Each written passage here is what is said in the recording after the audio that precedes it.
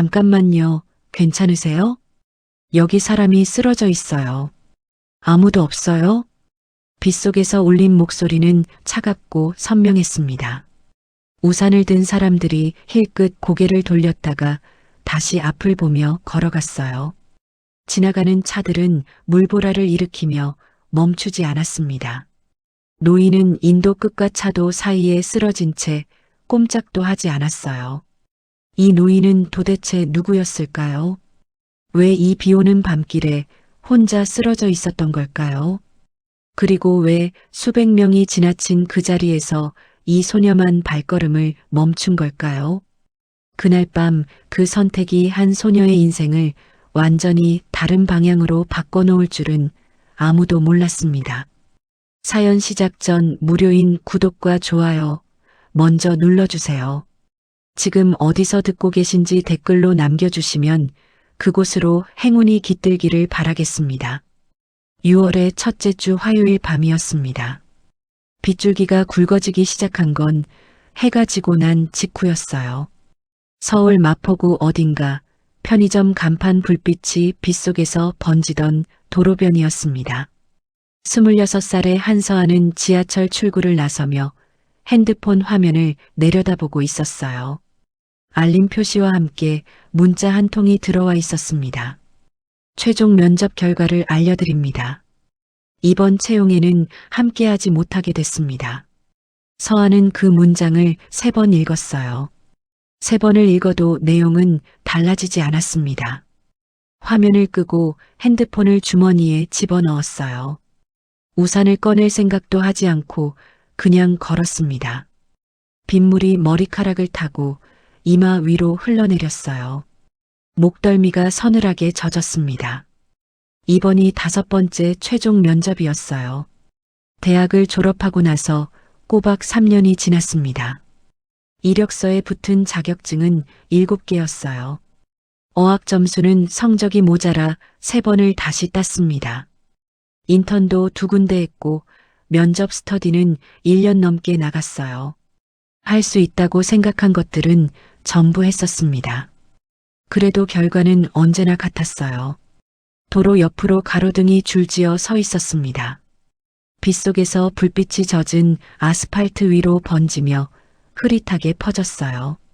지나가는 차들의 헤드라이트가 물웅덩이 위에서 흰 빛으로 부서졌습니다. 서아는 눈을 내리깔고 발끝만 보며 걸었어요. 편의점 앞을 지나쳤습니다. 문이 열릴 때마다 빵 굽는 냄새와 따뜻한 공기가 짧게 새어나왔어요. 서아는 걸음을 멈추지 않았습니다. 그때였어요. 인도 끝 턱 아래 차도와 닿는 경계 쪽에 어두운 덩어리가 보였습니다. 처음에는 버려진 짐처럼 보였어요. 한 발짝 더 가까이 다가갔습니다. 짙은 색 재킷을 입은 노인이 옆으로 쓰러져 있었어요. 팔 하나가 몸 아래 깔려 있었고 2 다리는 차도 쪽으로 향해 있었습니다. 흰 머리카락이 빗물에 젖어 이마에 납작하게 달라붙어 있었어요. 잠깐만요. 괜찮으세요? 서아가 무릎을 꿇으며 노인 쪽으로 몸을 숙였습니다. 손이 먼저 노인의 어깨로 향했어요. 여기 사람이 쓰러져 있어요. 아무도 없어요? 고개를 번쩍 들어 주변을 돌아봤습니다.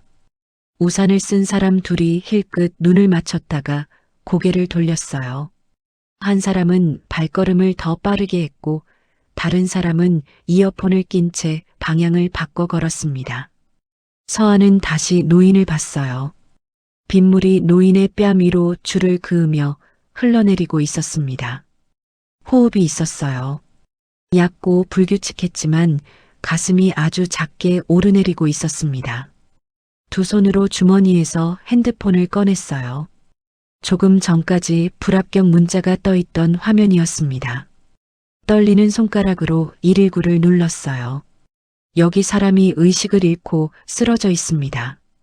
마포구 월드컵로 편의점 앞 인도예요. 빨리 와주세요.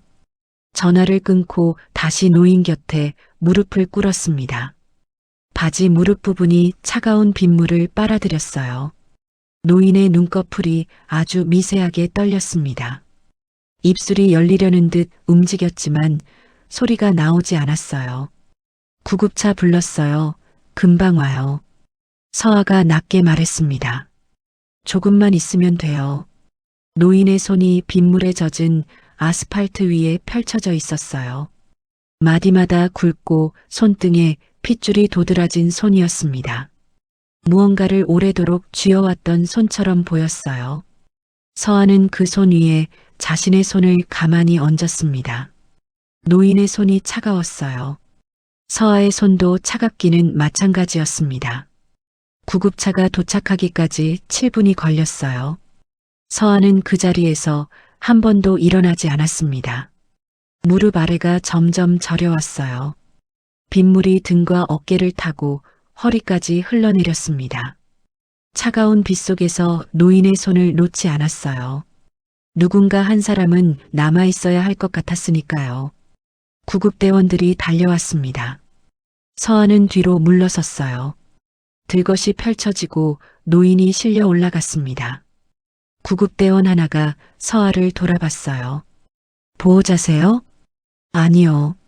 아는 분이세요? 처음 보는 분이에요. 구급대원이 잠깐 서아를 봤습니다. 그럼 같이 오실 필요는 없는데요. 서아는 대답하지 않고 바지 주머니를 뒤졌어요. 메모지가 없었습니다. 편의점 안으로 뛰어들어가 영수증 한 장을 뒤집어 이름과 전화번호를 적었어요. 구급대원에게 건넸습니다. 혹시라도 필요하시면 연락해 주세요. 구급대원이 영수증을 받았어요. 구급차 문이 닫히고 사이렌이 울렸습니다. 불빛이 빗속을 가르며 점점 멀어졌어요. 서아는 편의점 처마 아래 서 있었습니다. 노인이 쓰러져 있던 자리에 빗물 웅덩이가 남아 있었어요. 가로등 불빛이 그 위에서 흔들렸습니다. 비가 계속 내리고 있었어요. 서아는 그 자리를 잠깐 내려다봤습니다. 그런 다음 고개를 들고 다시 걷기 시작했어요. 고시원까지는 아직 20분이 남아 있었습니다. 그날로 몇 시간 거슬러 올라갑니다. 비가 내리기 전이었고 하늘은 두텁게 흐려 있었어요. 오후 2시 30분 서울 시내 한복판이었습니다.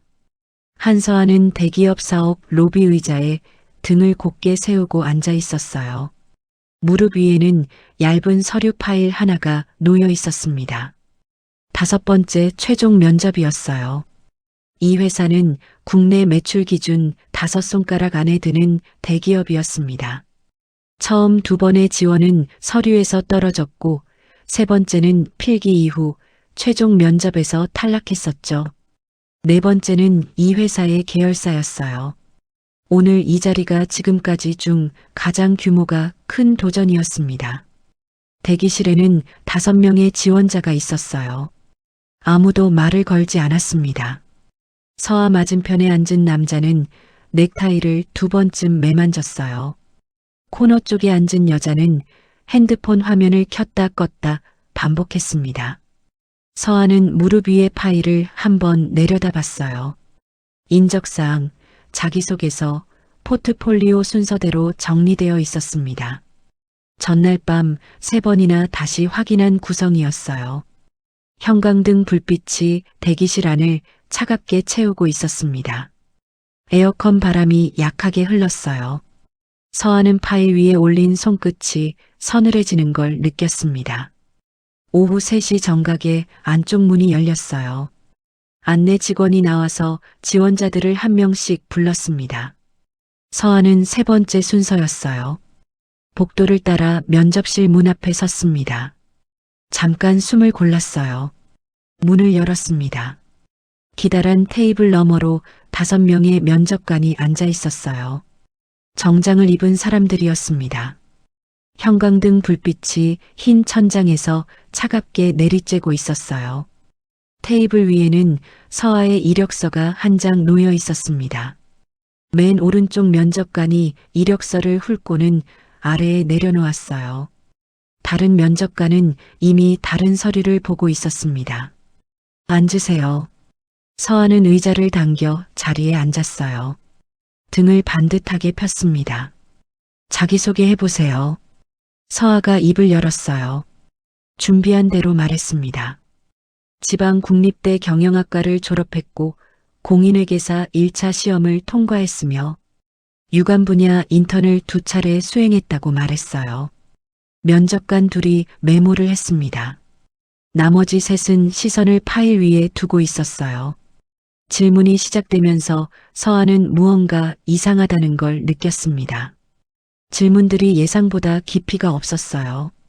지원 직무와 관련된 전문적인 내용이 거의 나오지 않았습니다. 서아가 회계 분석 사례를 언급했을 때 가운데 면접관이 고개만 한번 끄덕이다가 다음 항목으로 넘어갔어요. 다음 질문은 취미였습니다. 그 다음은 입사 후 포부였어요. 가장 마지막 질문은 지원 동기였습니다. 20분이 지나도 본질적인 질문은 한 번도 나오지 않았어요. 서아는 똑바로 앉아서 대답했습니다. 표정이 흔들리지 않았어요. 손가락이 무릎 아래에서 한번 오므라들었습니다. 이 자리는 처음부터 형식적인 절차였을지도 몰랐어요. 그 생각이 뇌리를 스쳤다가 지나갔습니다. 25분 만에 면접이 끝났어요. 수고하셨습니다. 맨 왼쪽 면접관이 서류에 눈을 둔 채 말했습니다. 결과는 일주일 내로 문자로 알려드리겠습니다. 서아는 고개를 숙였어요. 의자를 뒤로 빼는 소리가 조용한 면접실 안에 울렸습니다. 복도로 나오는데 뒤에서 목소리가 들렸어요. 잠깐만요. 저기서 얘기해도 될까요? 돌아보니 아까 대기실 코너에 앉아있던 여자였습니다. 서아와 비슷한 또래였어요. 서아가 고개를 끄덕이자 그 여자가 목소리를 낮췄습니다. 이미 내정된 사람이 있다는 얘기 못 들으셨어요? 서아는 대답하지 않았어요. 그 여자가 계속 말했습니다. 이번 포지션이요. 위에서 내려온 이름이 따로 있다고 들었어요. 같은 스터디 동기가 이 회사 다니는데 그쪽에서 들은 얘기예요. 우리가 아무리 잘 봐도 결과는 이미 정해져 있을 수도 있어요. 서아는 잠깐 그 여자를 바라봤습니다. 알려줘서 고마워요. 그게 서아가 한 말의 전부였습니다. 엘리베이터 버튼을 눌렀어요. 문이 열렸습니다. 탔어요. 문이 닫혔습니다. 엘리베이터 안은 서아 혼자였어요. 내려가는 동안 정면 거울 속 자신의 얼굴을 봤습니다. 표정이 없었어요. 입술을 한번 꾹 눌렀습니다. 로비층에 도착했어요. 건물 밖으로 나오자 공기가 습하고 묵직했습니다. 빗방울이 하나씩 떨어지기 시작했어요. 서아는 가방 안에서 교통카드를 꺼냈습니다. 낡고 모서리가 달아 있었어요. 지하철역으로 걸어갔습니다. 걷는 내내 아무 말도 없었어요. 지하철에 탄 지 10분쯤 지났을 때 핸드폰이 진동했습니다. 꺼내기가 싫었지만 3번 울리자 꺼냈어요. 문자였습니다. 최종 면접 결과를 알려드립니다. 이번 채용에는 함께하지 못하게 됐습니다. 면접이 끝나고 2시간도 채 지나지 않은 시각이었어요.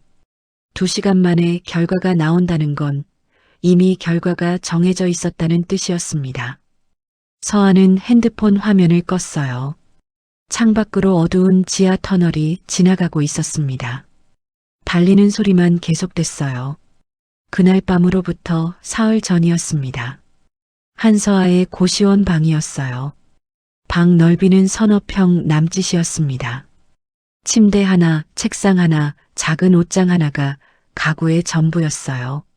창문은 벽 높이에 작게 나 있어서 낮에도 햇빛이 거의 들지 않았습니다.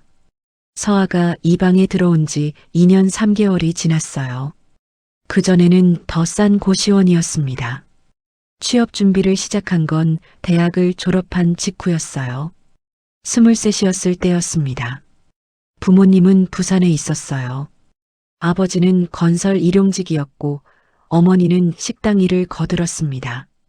학자금 대출을 갚는 것만으로도 빠듯한 살림이었어요. 서울에 올라와서 취업이 될 때까지만 버티겠다고 했었죠.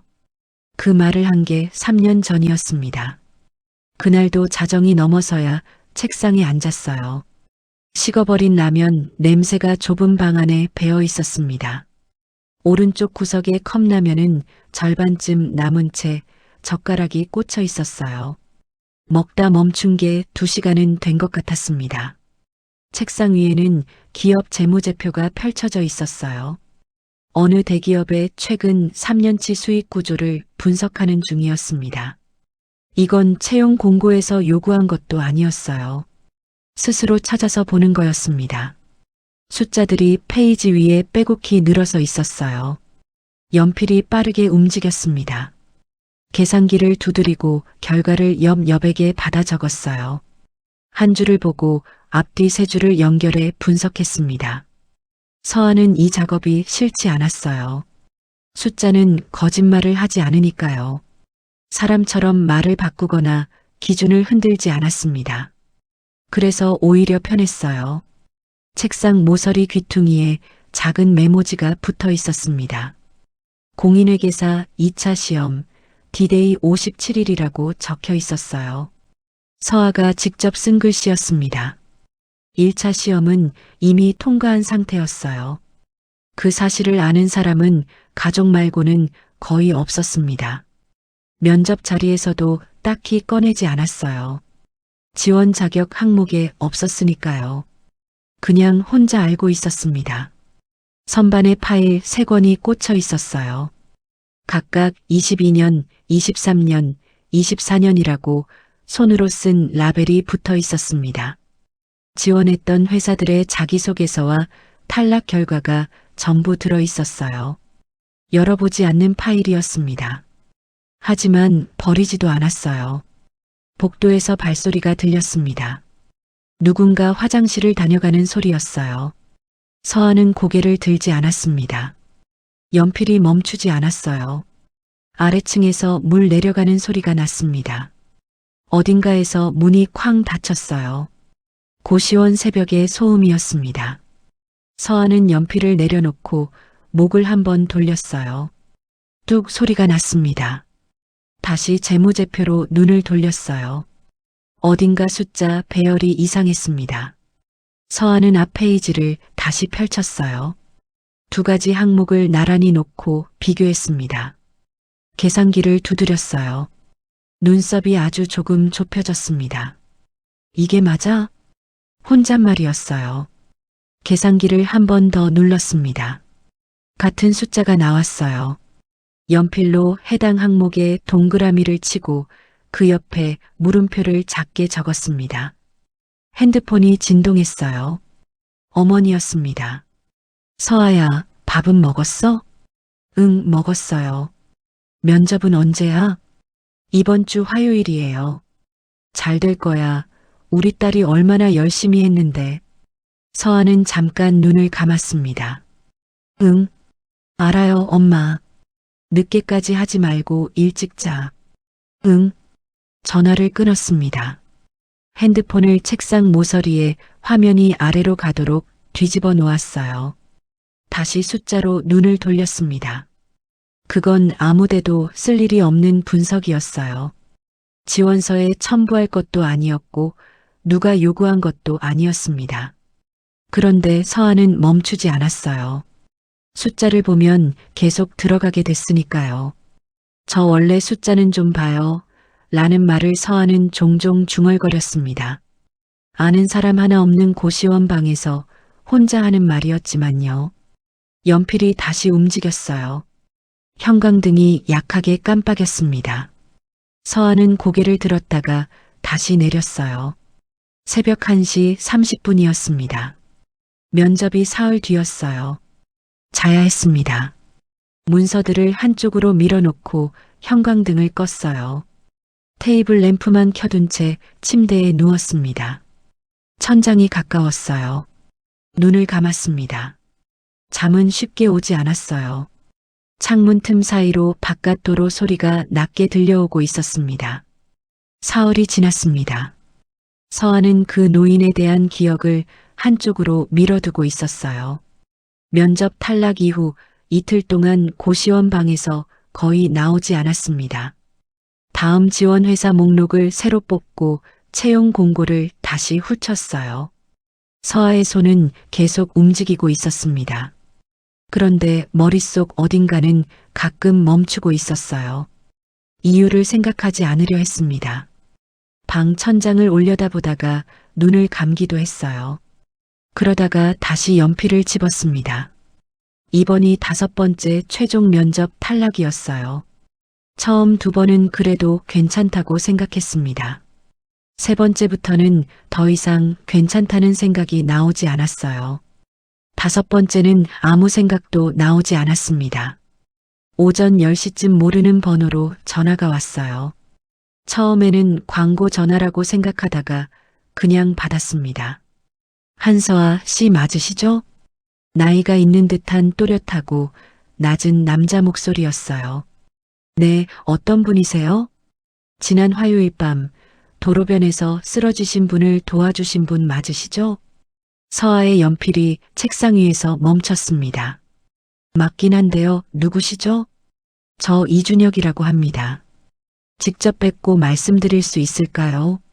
목소리가 무게감 있고 낮았어요.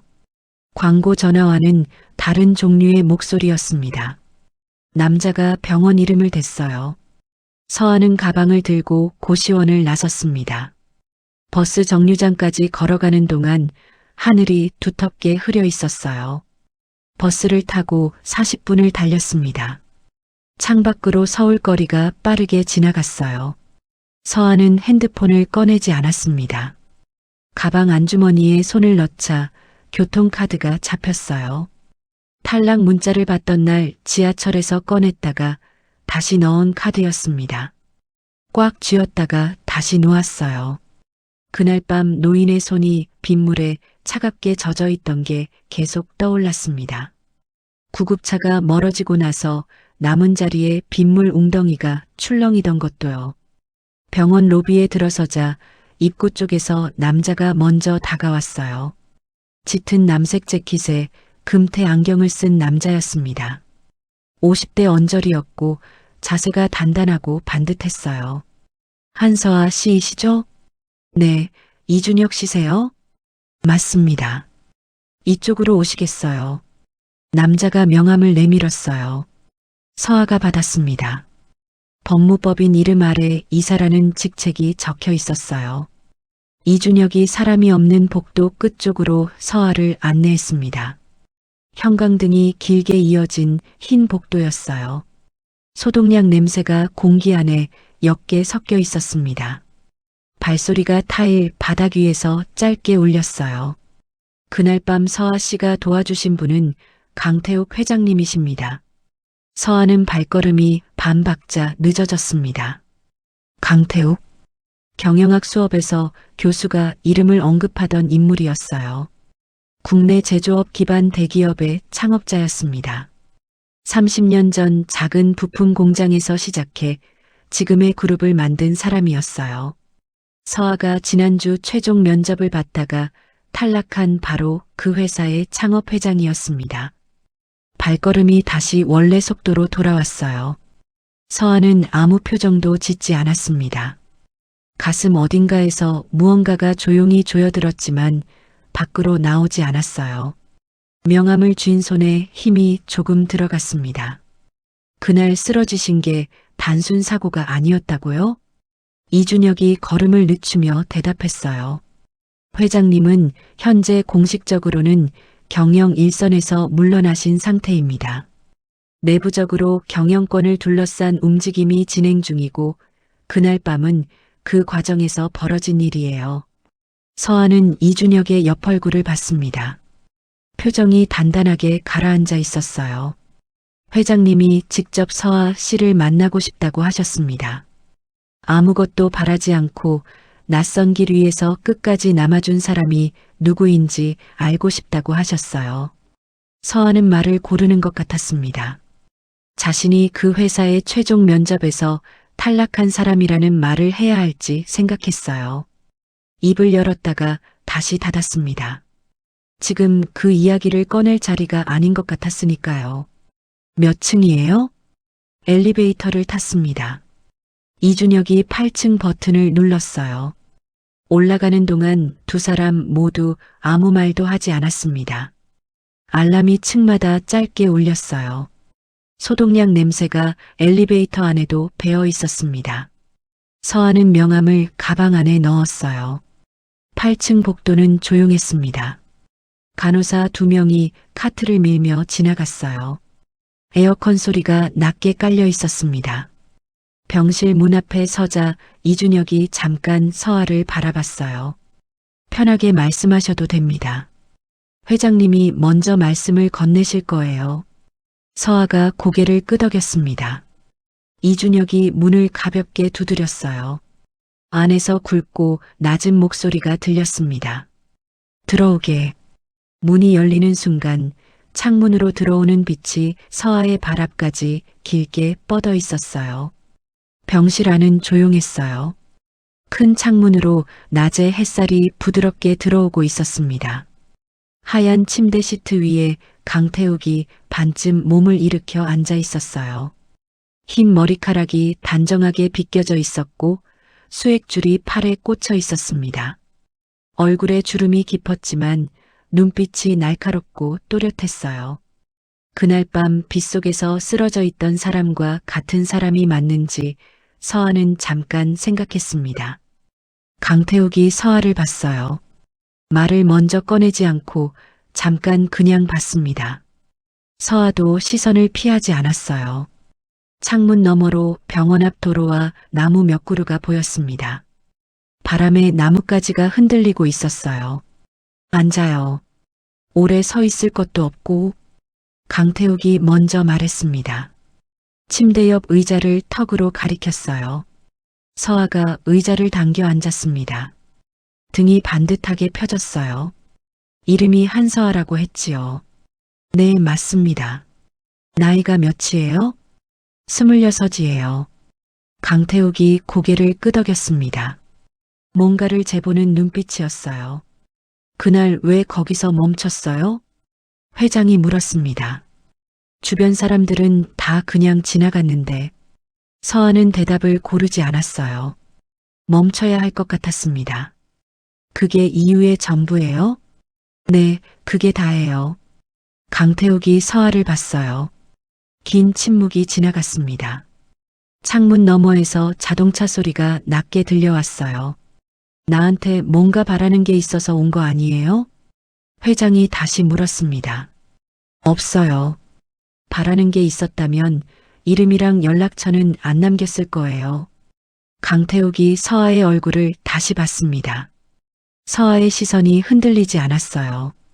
회장의 눈빛이 조금 달라졌습니다. 젊은 사람이 요즘 일이 없어요? 서하는 대답하기 전에 잠깐 생각했어요. 취업 준비 중이에요. 어느 회사? 대기업 공채 여러 곳에 지원하고 있는데 아직 안 됐습니다. 최종 면접까지 몇 번이나 갔어요? 5번이요.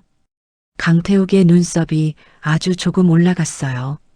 5번을 최종까지 갔는데도 전부 탈락했다고요? 네. 강태욱이 잠깐 말을 멈췄습니다. 왜요? 서하는 창문 쪽을 한번 봤다가 다시 회장을 봤어요. 실력 때문이 아닌 것 같다는 생각은 합니다. 그 이상은 제가 알기 어렵고요. 강태욱이 잠깐 아무 말도 하지 않았습니다. 이준혁이 방 한쪽에 조용히 서 있었어요. 서하는 그가 있다는 걸 의식했지만 시선을 돌리지 않았습니다. 이 회사 알아요? 회장이 물었어요. 어느 회사요? 여기. 내가 만든 회사. 서하는 잠깐 멈췄습니다. 알아요. 지원해봤어요? 서하의 손이 무릎 위에서 한번 오므라들었어요. 지난주에 최종 면접을 봤습니다. 방안이 조용해졌어요. 이준혁도 고개를 살짝 들었습니다. 결과는요? 탈락했습니다. 강태욱이 서하를 봤어요. 서하가 시선을 유지했습니다. 회장의 표정에서 아무것도 읽을 수 없었어요. 그래서 나한테 원망이 없어요? 원망할 이유가 없어요. 회사가 날 탈락시킨 게 아니고 사람들이 한 짓이니까요. 강태욱이 그 말을 듣고 천천히 고개를 끄덕였습니다. 눈을 감았다가 다시 떴어요. 내 곁에서 일해볼 생각 있어요?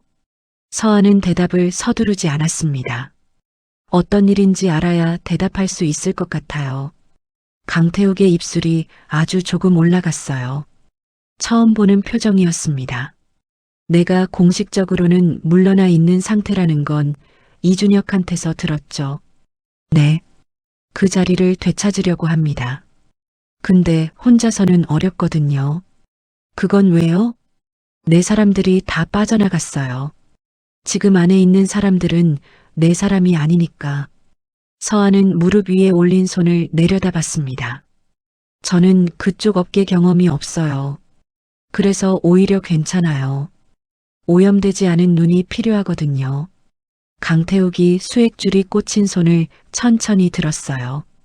서아 씨는 그날 밤 아무것도 바라지 않고 낯선 사람 옆에 끝까지 남아 있었어요. 그 한 가지만으로 내가 당신을 선택하는 이유는 충분합니다. 서아는 잠깐 창문 쪽을 봤어요. 나뭇가지가 여전히 흔들리고 있었습니다. 생각해 볼 시간 주실 수 있어요? 얼마나요? 하루요. 강태욱이 고개를 끄덕였습니다. 내일 이 시간까지 연락 줘요. 서아가 일어나서 고개를 숙였어요. 알겠습니다. 병실 문이 닫히고 나서도 강태욱은 창문 쪽을 한동안 바라보고 있었습니다. 이준혁이 가까이 다가왔어요. 어떻게 보셨어요?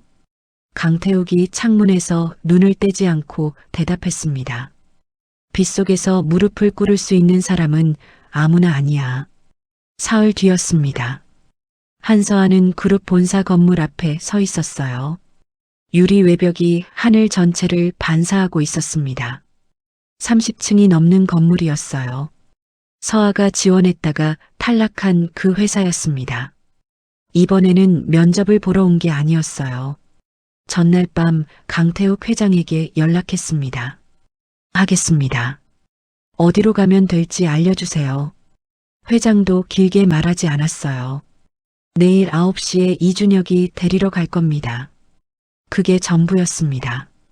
이준혁이 로비 입구에서 기다리고 있었어요. 오셨어요. 이쪽으로 오시죠. 서아가 따라 들어갔습니다. 로비가 넓었어요. 대리석 바닥이 반들반들하게 빛났습니다. 임직원들이 카드를 찍고 드나드는 소리가 사방에서 들렸어요.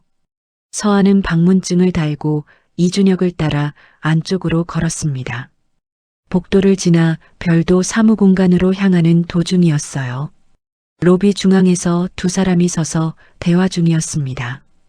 한 명은 키가 크고 짙은 검정 정장을 입은 남자였어요.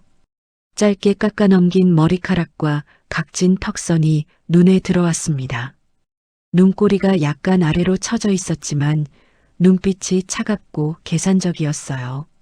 그 옆에는 머리를 낮게 묶은 여자가 태블릿을 들고 서 있었습니다.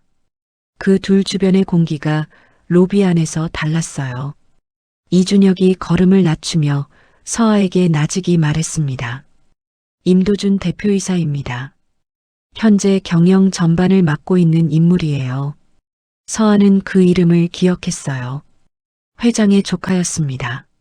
서아의 시선이 잠깐 그쪽으로 향했어요. 임도준이 먼저 이쪽을 봤습니다. 이준혁과 서아를 봤어요. 이준혁을 향해 턱을 들었습니다. 법무 담당이 여기 있었네요. 임도준이 말했어요. 그러더니 서아를 향해 시선을 한번 던졌습니다. 눈이 잠깐 서아의 얼굴을 스쳤다가 옆에 오미래에게 돌아갔어요. 이 사람 누구예요? 그 말은 서아에게 한 게 아니었습니다.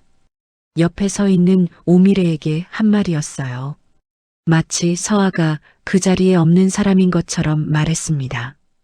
오미래가 태블릿에서 눈을 들었어요. 회장님 측에서 보내신 분인 것 같아요.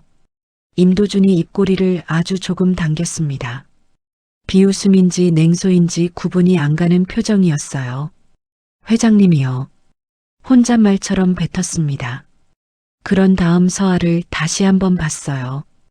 이번엔 시선이 조금 더 오래 머물렀습니다. 여기 어떤 일로 오신 거예요? 서아에게 묻는 말이었지만 목소리에 온도가 없었어요.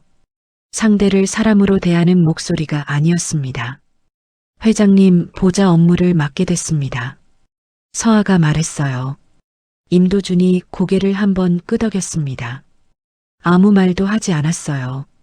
오미래를 향해 다시 고개를 돌렸습니다. 그 미팅 내일 오전으로 당겨요. 네, 바로 처리하겠습니다. 오미래가 태블릿에 뭔가를 입력했어요. 임도준은 서아를 다시 보지 않았습니다. 그대로 복도 안쪽으로 걸어갔어요. 발소리가 대리석 바닥 위에서 또렷하게 울렸습니다. 이준혁이 서아의 옆에 조용히 섰어요. 서아는 임도준이 사라진 방향을 잠깐 봤습니다. 손끝이 서늘해졌지만 얼굴에 아무것도 드러나지 않았어요. 두 사람은 다시 걸었습니다. 엘리베이터를 탔어요. 이준혁이 6층 버튼을 눌렀습니다. 올라가는 동안 이준혁이 낮게 말했어요. 오늘은 여기서 어떻게 움직이는지 기본적인 것만 파악하면 됩니다. 서아 씨의 공식 직책은 없어요. 회장님, 비공식 보좌역이고요. 접근 가능한 자료에는 한계가 있지만 천천히 풀릴 거예요. 서아가 들으면서 고개를 끄덕였습니다. 엘리베이터 문이 열렸어요. 6층 복도로 나왔습니다. 회의실 몇 개와 작은 사무 공간이 이어져 있었어요. 이준혁이 문 하나를 열었습니다. 당분간 여기서 작업하면 됩니다. 작은 방이었어요. 책상 하나와 의자, 작은 선반이 있었습니다. 창문이 하나 있었고 건물 안쪽 중정이 내려다 보였어요. 서아는 가방을 내려놓고 의자를 당겨 앉았습니다. 책상 위에 두 손을 올렸어요. 이 자리에서 뭔가를 증명해야 했습니다. 무엇을 어떻게 시작해야 하는지는 아직 몰랐어요. 하지만 발은 이미 문 안에 들어와 있었습니다. 서아는 빈 선반을 봤어요. 고시원 방 선반에 꽂혀 있던 파일 3권이 생각났습니다. 22년, 23년, 24년이라고 쓴 라벨이요. 입술을 한번 꾹 눌렀어요. 가방에서 노트를 꺼내 책상 위에 펼쳤습니다.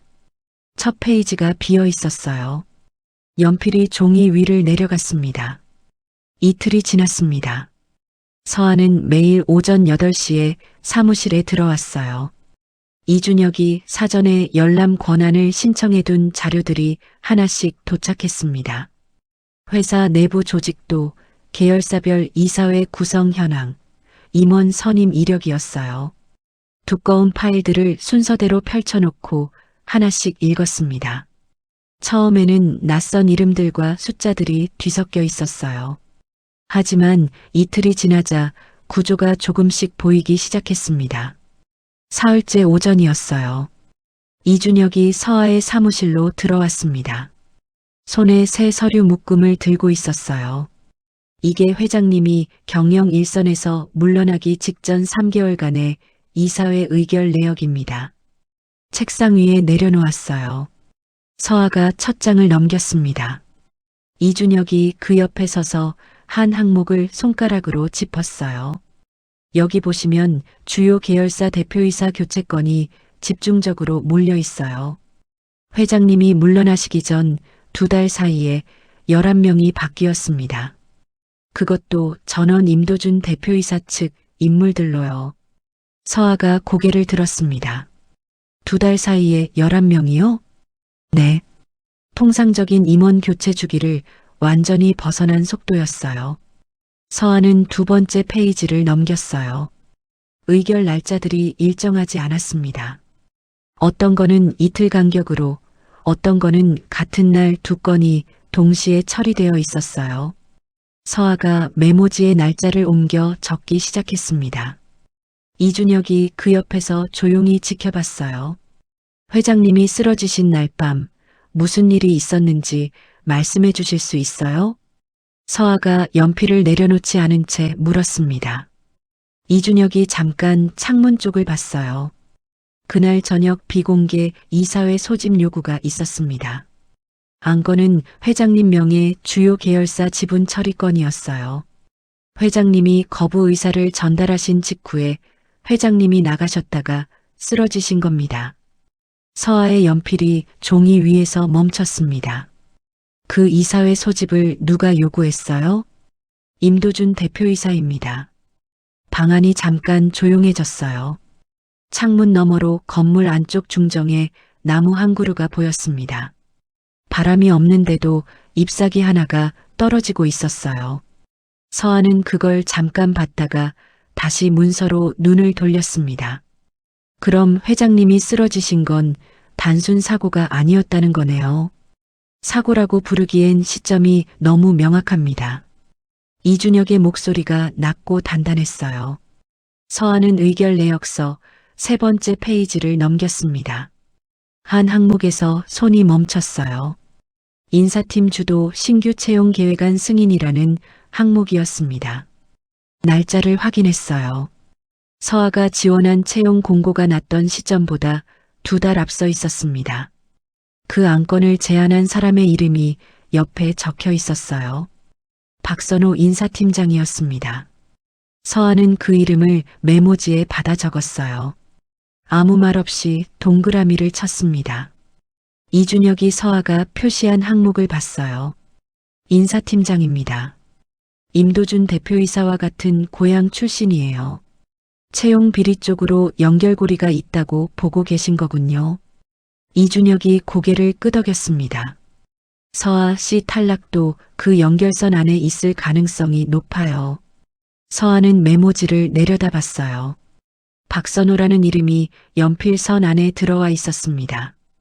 가슴 안쪽 어딘가가 조용히 굳어지는 느낌이었어요. 말은 나오지 않았습니다. 연필을 다시 들었어요. 그날 오후 내내 서아는 자료를 읽었습니다. 이준혁이 2차례 더 들어왔다 나갔어요. 점심은 사무실 책상에서 편의점 김밥 한 줄로 해결했습니다. 먹는 동안에도 자료에서 눈을 떼지 않았어요. 숫자들 사이에서 무언가가 자꾸 걸렸습니다. 채용 시점과 이사회 의결 시점이 반복적으로 겹쳤어요. 우연이라고 보기엔 패턴이 너무 일정했습니다. 서아는 2 자료를 나란히 놓고 날짜를 비교하기 시작했어요. 저녁이 가까워지도록 자리에서 일어나지 않았습니다. 다음 날 오후였어요. 이준혁한테서 연락이 왔습니다. 회장님이 서아 씨 잠깐 보고 싶다고 하셨어요. 라는 짧은 문자였어요. 서아는 서류 몇 장을 들고 병원으로 갔습니다. 8층 병실에 갔더니 강태욱이 없었어요. 간호사가 옥상 정원에 계신다고 알려줬습니다. 계단을 올라갔어요. 철문을 열자 바람이 먼저 들어왔습니다. 늦은 오후의 햇빛이 옥상 전체에 기울어진 각도로 깔려 있었어요. 강태욱이 휠체어에 앉아 난간 너머 서울 시내를 내려다보고 있었습니다. 서아가 다가가 그 옆 낮은 콘크리트 턱에 앉았어요. 왔어요. 네. 앉아요. 서아는 이미 앉아 있었지만 아무 말도 하지 않았습니다. 바람이 지나갔어요. 작은 화분 나무가 흔들렸습니다. 저 멀리 아파트 단지와 도로가 겹쳐 보였어요. 한동안 2 사람 다 말이 없었습니다. 먼저 입을 연 건 강태욱이었어요. 서울에 올라온 지 얼마나 됐어요? 3년쯤 됐어요. 혼자요? 네. 가족은요? 부산에 있어요. 부모님 2 분이요. 강태욱이 고개를 끄덕였습니다. 눈을 가늘게 뜨고 먼 곳을 봤어요. 나도 지방 출신이에요. 서아가 살짝 돌아봤습니다. 경북 봉화. 거기서 서울 올라온 게 22살이었어요. 지금 저랑 비슷한 나이였네요. 비슷했죠? 근데 나 때는 서울에 연줄 하나 있으면 일단 들어갈 수 있었어요. 지금은 달라요? 강태욱이 잠깐 멈췄습니다. 지금은 연줄이 있어야 들어갈 수 있는 시대가 됐죠. 제가 떨어진 게 그래서라고 생각하세요? 내 회사에서 지금 벌어지는 일들을 보면요. 강태욱의 목소리가 가라앉았어요. 그렇다고 봐야 할 것 같아요. 서한은 들고 온 서류를 무릎 위에 내려놓았습니다. 이것 때문에 온 거예요? 어제 자료 보다가 정리한 것들이에요. 강태욱이 고개를 돌렸어요. 서하가 첫 페이지를 펼쳤습니다. 채용 공고 날짜와 이사회 의결 날짜를 나란히 정리한 표였어요. 강태욱이 안경 없이 그걸 들여다봤습니다. 눈을 좁혔다가 다시 폈어요. 이게 뭘 말하는 거예요? 채용이 이사회 인사 라인 교체 직후마다 몰려 있어요. 새로 들어온 임원들 직후에 그 라인 사람들이 채용되는 패턴이 보여요. 강태욱이 서하를 봤습니다. 이걸 혼자 찾아낸 거예요? 어제 오후에 자료 나란히 놓고 보다가 보였어요. 회장이 서하에게서 서류를 가져갔습니다. 천천히 다시 들여다봤어요. 표정이 달라지지는 않았지만 시선이 서류 위에 오래 머물렀습니다. 서하 씨, 네. 원래 숫자 같은 거 잘 봐요? 서하가 잠깐 창공을 봤습니다. 저 원래 숫자는 좀 봐요. 아무렇지 않게 나온 말이었어요. 마치 날씨 얘기를 하는 것처럼요. 강태욱이 들었지만 그냥 지나쳤습니다. 일단 이 패턴을 더 정리해봐요. 더 보면 더 나올 것 같아요? 패턴이 보이면 끝이 있어요. 강태욱이 서류를 다시 건넸어요. 두 사람은 다시 말이 없어졌습니다. 바람이 한 번 더 지나갔어요. 서하의 머리카락이 이마 위로 흩어졌습니다. 손으로 쓸어 올렸어요. 강태욱이 그쪽을 보지 않고 말했습니다. 고마워요.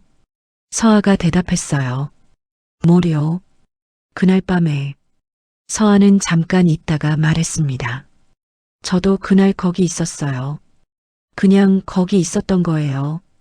강태욱이 고개를 끄덕였어요. 아무 말도 하지 않았습니다. 해가 기울면서 빛이 더 짙어졌어요. 서울 시내 어딘가에서 저녁 예고처럼 불빛들이 하나씩 켜지기 시작했습니다. 두 사람은 같은 방향을 보고 있었어요. 말없이 앉아 있었지만 공기가 아까보다 달랐습니다. 서하는 무릎 위에 서류를 가방 안에 넣었어요. 자리에서 일어나며 말했습니다. 내일 더 정리해 올게요. 강태욱이 고개를 끄덕였어요. 그래요. 서하가 철문 쪽으로 걸어갔습니다. 문을 열기 전에 한번 돌아봤어요. 강태욱은 여전히 도시를 내려다보고 있었습니다. 저녁빛이 그의 흰 머리카락 위에 고요하게 내려앉아 있었어요.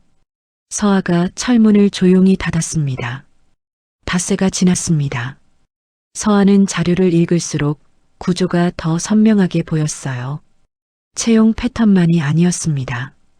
이사회 의결 전후로 특정 계열사에서 빠져나간 자금 흐름이 반복적으로 보였어요. 금액이 크지 않은 것들이었습니다. 하지만 방향이 일정했어요. 같은 계좌번호 끝자리가 두 군데 의결권에 반복해서 등장했습니다. 서하는 그 항목들을 별도 메모지에 옮겨 적었어요. 노란 메모지 위에 번호들이 세 줄로 채워졌습니다. 인사팀 관련 자료를 추가로 요청해야 했어요. 이준혁에게 연락했더니 일부 자료는 직접 인사팀 열람실에서 봐야 한다고 했습니다. 서하는 메모를 챙겨 복도로 나왔어요. 인사팀은 7층이었습니다. 엘리베이터를 타고 올라가 복도를 걸었어요. 인사팀 사무실 문 앞에 다다랐을 때였습니다. 문 옆 복도에 남자가 서 있었어요.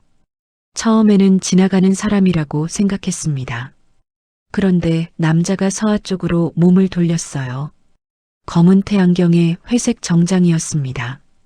넥타이가 약간 느슨하게 메어져 있었어요. 얼굴에 웃음 같은 것이 걸려 있었지만 눈이 웃지 않았습니다. 한서하 씨 맞죠?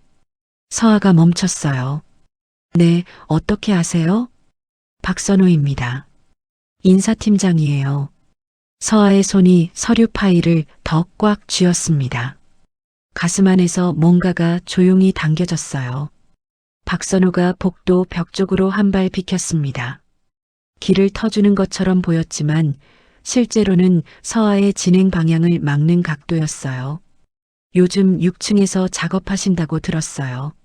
네. 회장님 쪽 보좌 업무라고요? 그렇습니다. 박선우가 고개를 끄덕였어요. 눈이 서아의 서류 파일 위에서 잠깐 멈췄습니다. 무슨 자료 보시는 거예요? 업무 관련 자료요. 그게 어떤 거요? 인사팀 열람 신청한 것들이요. 박선우의 입꼬리가 아주 조금 움직였어요. 열람 신청은 제가 최종 승인해요. 이미 알고 계시죠? 알고 있어요. 박선우가 안경을 고쳐 썼습니다. 천천히 말했어요. 회장님이 공식적으로 물러나신 상태라는 건 알고 계시죠? 알고 있어요. 그럼 회장님 지시로 움직이는 활동이 현 경영진 승인 없이 진행되는 건 좀 문제가 있을 수 있는데 목소리가 낮고 부드러웠어요. 마치 직원에게 사규를 안내하는 것처럼 들렸습니다. 하지만 내용은 달랐어요. 열람 신청건들 재검토해 봐야 할 것 같아요. 재검토요? 절차적으로 미비한 부분이 있는지 다시 확인해 봐야 할 것 같아서요. 서아가 박선우를 봤습니다. 박선우가 서아를 봤어요. 둘 다 아무 말도 하지 않았어요. 박선우의 표정에는 아무것도 없었습니다. 화도 아니고 위협도 아니었어요. 그냥 담담했습니다. 그게 오히려 더 명확했어요. 이건 경고였습니다. 더 들어오지 말라는 경고였어요. 서하는 파일을 가슴에 붙인 채 말했습니다. 절차에 문제가 있으면 이준혁 이사님께 확인 요청드리면 되겠네요. 당연히 그렇게 하셔야죠. 박선우가 웃음 같은 것을 유지한 채 말했어요. 이준혁 이사님이 얼마나 오래 이 건물 안에 계실 수 있는 분인지는 알아서 판단하시고요. 그 한 줄이 끝이었습니다. 박선우가 몸을 돌려 인사팀 사무실 안으로 들어갔어요. 문이 닫혔습니다. 복도에 서아 혼자 남았어요. 형광등 소리가 낮게 윙 울리고 있었습니다. 서아는 닫힌 문을 잠깐 봤어요. 손이 교통카드 쪽으로 무의식적으로 향했습니다. 주머니 안에서 카드를 잡았어요. 꽉 쥐었습니다. 손끝이 차갑게 식었어요. 그렇지만 발은 뒤로 물러서지 않았습니다. 복도에 그대로 서서 숨을 한 번 골랐어요. 그런 다음 문을 다시 두드렸습니다. 잠깐의 침묵이 있었어요. 안에서 들어오세요. 라는 목소리가 들렸습니다. 서아는 문을 열었어요. 열람 신청 자료가 있으면 받아가야 했으니까요. 이유는 그게 다였습니다. 박선우와 복도에서 마주친 그날 이후였습니다. 서아는 속도를 늦추지 않았어요. 오히려 더 빠르게 움직였습니다. 박선우가 열람을 막으려 한다는 건 그 자료 안에 뭔가가 있다는 뜻이었으니까요. 막으려는 사람이 있다는 건 꺼내면 안 되는 것이 있다는 뜻이기도 했습니다. 서아는 그 생각을 노트에 적었어요.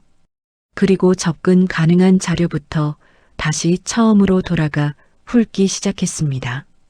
이준혁이 신청해둔 자료 중 아직 열람하지 않은 파일이 3묶음 남아 있었어요. 최근 3년치 인사 발령 내역, 계열사별 외부 용역 계약 현황, 이사회 참석 임원 서명부였습니다. 서아는 3묶음을 동시에 펼쳤어요. 인사 발령 내역 첫 페이지를 읽었습니다. 발령 날짜, 이름, 직급, 배치된 계열사가 표로 정리되어 있었어요. 서아는 채용 패턴 분석 때 썼던 비교표를 다시 꺼냈습니다. 인사 발령 내역과 나란히 놓았어요. 날짜가 맞아 들어가는 지점을 표시하기 시작했습니다. 일치하는 항목에 연필로 선을 그었어요. 10분이 지났습니다. 선이 5개가 됐어요. 20분이 지났어요. 선이 13개가 됐습니다. 발령 인원 이름이 두 문서에서 겹치는 경우가 있었어요. 서아는 그 이름들을 별도 메모지에 옮겨 적었습니다. 총 8명이었어요. 8명이 전부 이사회 의결 이후 특정 계열사에 집중 배치되어 있었습니다. 배치된 계열사는 두 곳이었어요. 같은 두 곳이 반복됐습니다. 외부 용역 계약 현황으로 넘어갔어요.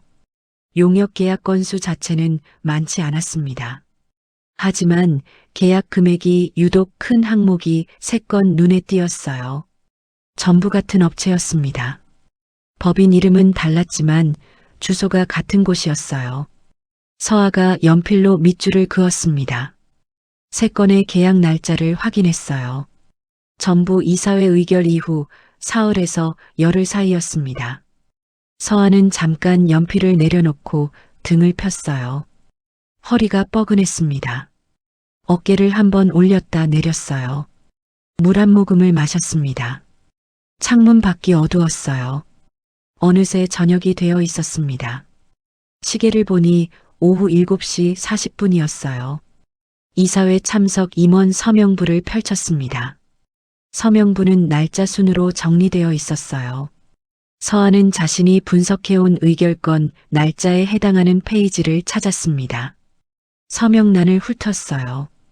같은 이름이 반복됐습니다. 박선호의 이름이 3건에 모두 서명되어 있었어요. 그것만이 아니었습니다. 오미래의 이름도 있었어요. 서명이 아니라 배석자 란에 적혀 있었습니다. 배석자는 의결 권한이 없었어요. 하지만 자리에 있었다는 뜻이었습니다. 그리고 그 3번 의결권 이후에 외부 용역 계약이 체결됐어요. 서아가 연필을 집었습니다. 오미래의 이름을 동그라미 쳤어요. 그 옆에 작게 배석 3건이라고 적었습니다. 책상 위에 자료가 겹겹이 쌓여 있었어요. 형광등이 조용히 타고 있었습니다. 서아는 지금까지 표시한 항목들을 전부 한 장에 다시 옮겨 적기 시작했어요. 인물 이름을 적고 화살표로 연결했습니다. 임도준에서 시작된 선이 박선호를 지나 외부 용역 업체로 이어졌어요. 오미래는 그 사이에 있었습니다. 화살표가 교차하는 지점에 작게 물음표를 달았어요. 아직 확인되지 않은 연결이었습니다. 하지만 방향은 보였어요. 서아가 그 메모지를 파일 맨 앞에 꽂았습니다. 라벨 없는 새 파일이었어요. 바인더 고리를 딸깍 닫았습니다. 책상 위에 곱게 세워뒀어요. 내일은 더 들어갈 수 있을지 몰랐습니다. 박선호가 열람 차단을 밀어붙이면 여기서 멈춰야 했어요. 그 전에 지금 손에 쥔 것들을 최대한 정리해둬야 했습니다. 서아는 형광등을 끄지 않고 다시 서류 위로 몸을 숙였어요. 연필이 다시 움직이기 시작했습니다. 빈 메모지 위에 숫자가 채워지고 있었어요. 밤이 깊어가고 있었습니다. 이튿날 오전이었습니다. 이준혁이 박선호의 열람 차단 시도에 대해 공식 이의를 제기했어요. 회장 측 법무 자격으로 낸 문서였습니다. 처리까지는 며칠이 걸릴 거라고 했어요. 서아는 그 며칠을 낭비하지 않기로 했습니다. 이미 손에 넣은 자료 안에서 더 파고들기로 했어요. 오전 10시쯤이었습니다. 서아는 6층 사무실에서 자료를 정리하다가 복사가 필요한 문서가 생겼어요. 복사기는 복도 끝에 있었습니다. 서류를 들고 사무실을 나섰어요. 엘리베이터 쪽 복도를 지나가는데 소리가 들렸습니다. 낮고 빠른 목소리였어요. 말하는 사람이 보이지 않았습니다. 코너를 막 돌기 시작했을 때였어요. 엘리베이터 앞에 누군가 서 있었습니다. 오미래였어요. 등을 거의 돌리고 서서 핸드폰을 귀에 바짝 대고 있었습니다. 손 하나가 벽에 짚혀 있었어요. 목소리가 작았지만 복도가 조용해서 단어들이 들렸습니다. 서하는 발이 멈췄어요. 소리를 내지 않았습니다. 네, 오늘 오후에 6층 쪽에서 복사 요청한 문서 목록이요. 제가 내용 확인해서 따로 말씀드릴게요. 아직 많이 본 건 아닌 것 같은데 속도가 빠른 편이에요. 네, 계속 모니터링 하겠습니다. 서아의 손이 서류 파일을 더 꽉 쥐었습니다. 아무 소리도 내지 않았어요. 오미래가 전화를 끊었습니다. 핸드폰을 블레이저 안쪽 주머니에 집어넣었어요. 그리고 몸을 돌렸습니다. 오미래와 눈이 마주쳤어요. 한 박자의 침묵이 흘렀습니다. 오미래의 눈빛이 아주 잠깐 흔들렸어요. 하지만 곧 표면 위로 부드러운 것이 올라왔습니다. 서아 씨, 이쪽에 볼 일이 있으셨어요? 복사하러 가는 길이에요. 아, 그렇군요. 복사기가 저쪽 끝이에요. 오미래가 복도 반대 방향을 향해 손을 들었습니다. 미소가 자연스러웠어요. 목소리도 평온했습니다. 조금 전 통화와 같은 사람이 맞는지 의심스러울 정도였어요. 서아가 말했습니다. 알아요. 거기서 오는 길이에요. 오미래가 눈을 한번 깜빡였어요. 아, 그래요? 그럼 잘 됐네요. 서아는 오미래를 보고 있었습니다. 오미래도 서아를 봤어요. 둘 다 웃지 않았어요. 오미래가 먼저 시선을 거뒀습니다. 그럼 저는 올라가 볼게요. 엘리베이터 버튼을 눌렀어요. 문이 열렸습니다. 타면서 서아 쪽을 한번 돌아봤어요. 서아 씨, 필요한 거 있으면 언제든지 말해요. 문이 닫혔습니다. 서아는 닫힌 엘리베이터 문을 봤어요. 복도에 혼자였습니다. 형광등이 하얗게 내리쬐고 있었어요. 손이 서늘했습니다. 파일을 든 팔에 힘이 들어가 있었어요. 조용히 힘을 풀었습니다. 오미래가 보고하고 있던 상대가 누구인지는 몰랐어요. 통화 내용으로 보면 자신의 움직임을 추적하고 있었습니다. 문서 목록, 속도, 모니터링. 그 단어들이 귓속에 남아 있었어요. 서아는 그 자리에서 돌아서서 사무실로 걸어갔습니다. 복사는 나중에 해도 됐어요. 지금은 먼저 해야 할 게 생겼습니다. 이준혁에게 알려야 했어요. 그리고 앞으로 작업 방식을 바꿔야 했습니다.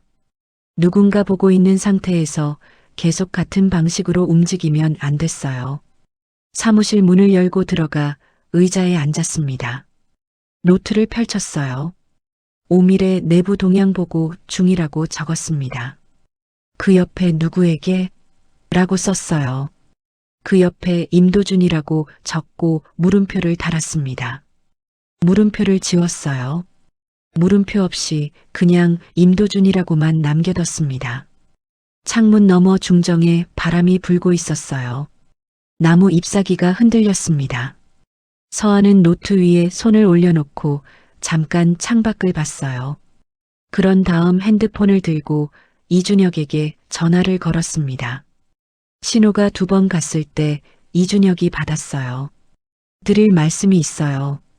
서아가 말했습니다. 지금 시간 되시면 내려오실 수 있을까요? 전화를 끊고 핸드폰을 책상 위에 내려놓았어요. 복도 쪽이 조용했습니다. 서아는 사무실 문을 향해 시선을 뒀어요. 한동안 그쪽을 보고 있었습니다. 이틀이 더 지났습니다. 이준혁이 열람 이의 절차를 통해 회계 자료 일부를 추가로 확보했어요. 내부 감사 기록 중 외부에 공개되지 않은 비정기 계정 항목들이었습니다. 이준혁이 서아에게 넘겨주면서 말했어요. 이 자료는 외부로 반출이 안 됩니다. 여기 열람실에서만 봐야 해요. 알겠습니다. 서아가 열람실 안에 혼자 들어갔어요. 문이 닫혔습니다. 형광등이 켜져 있었어요. 창문이 없는 방이었습니다.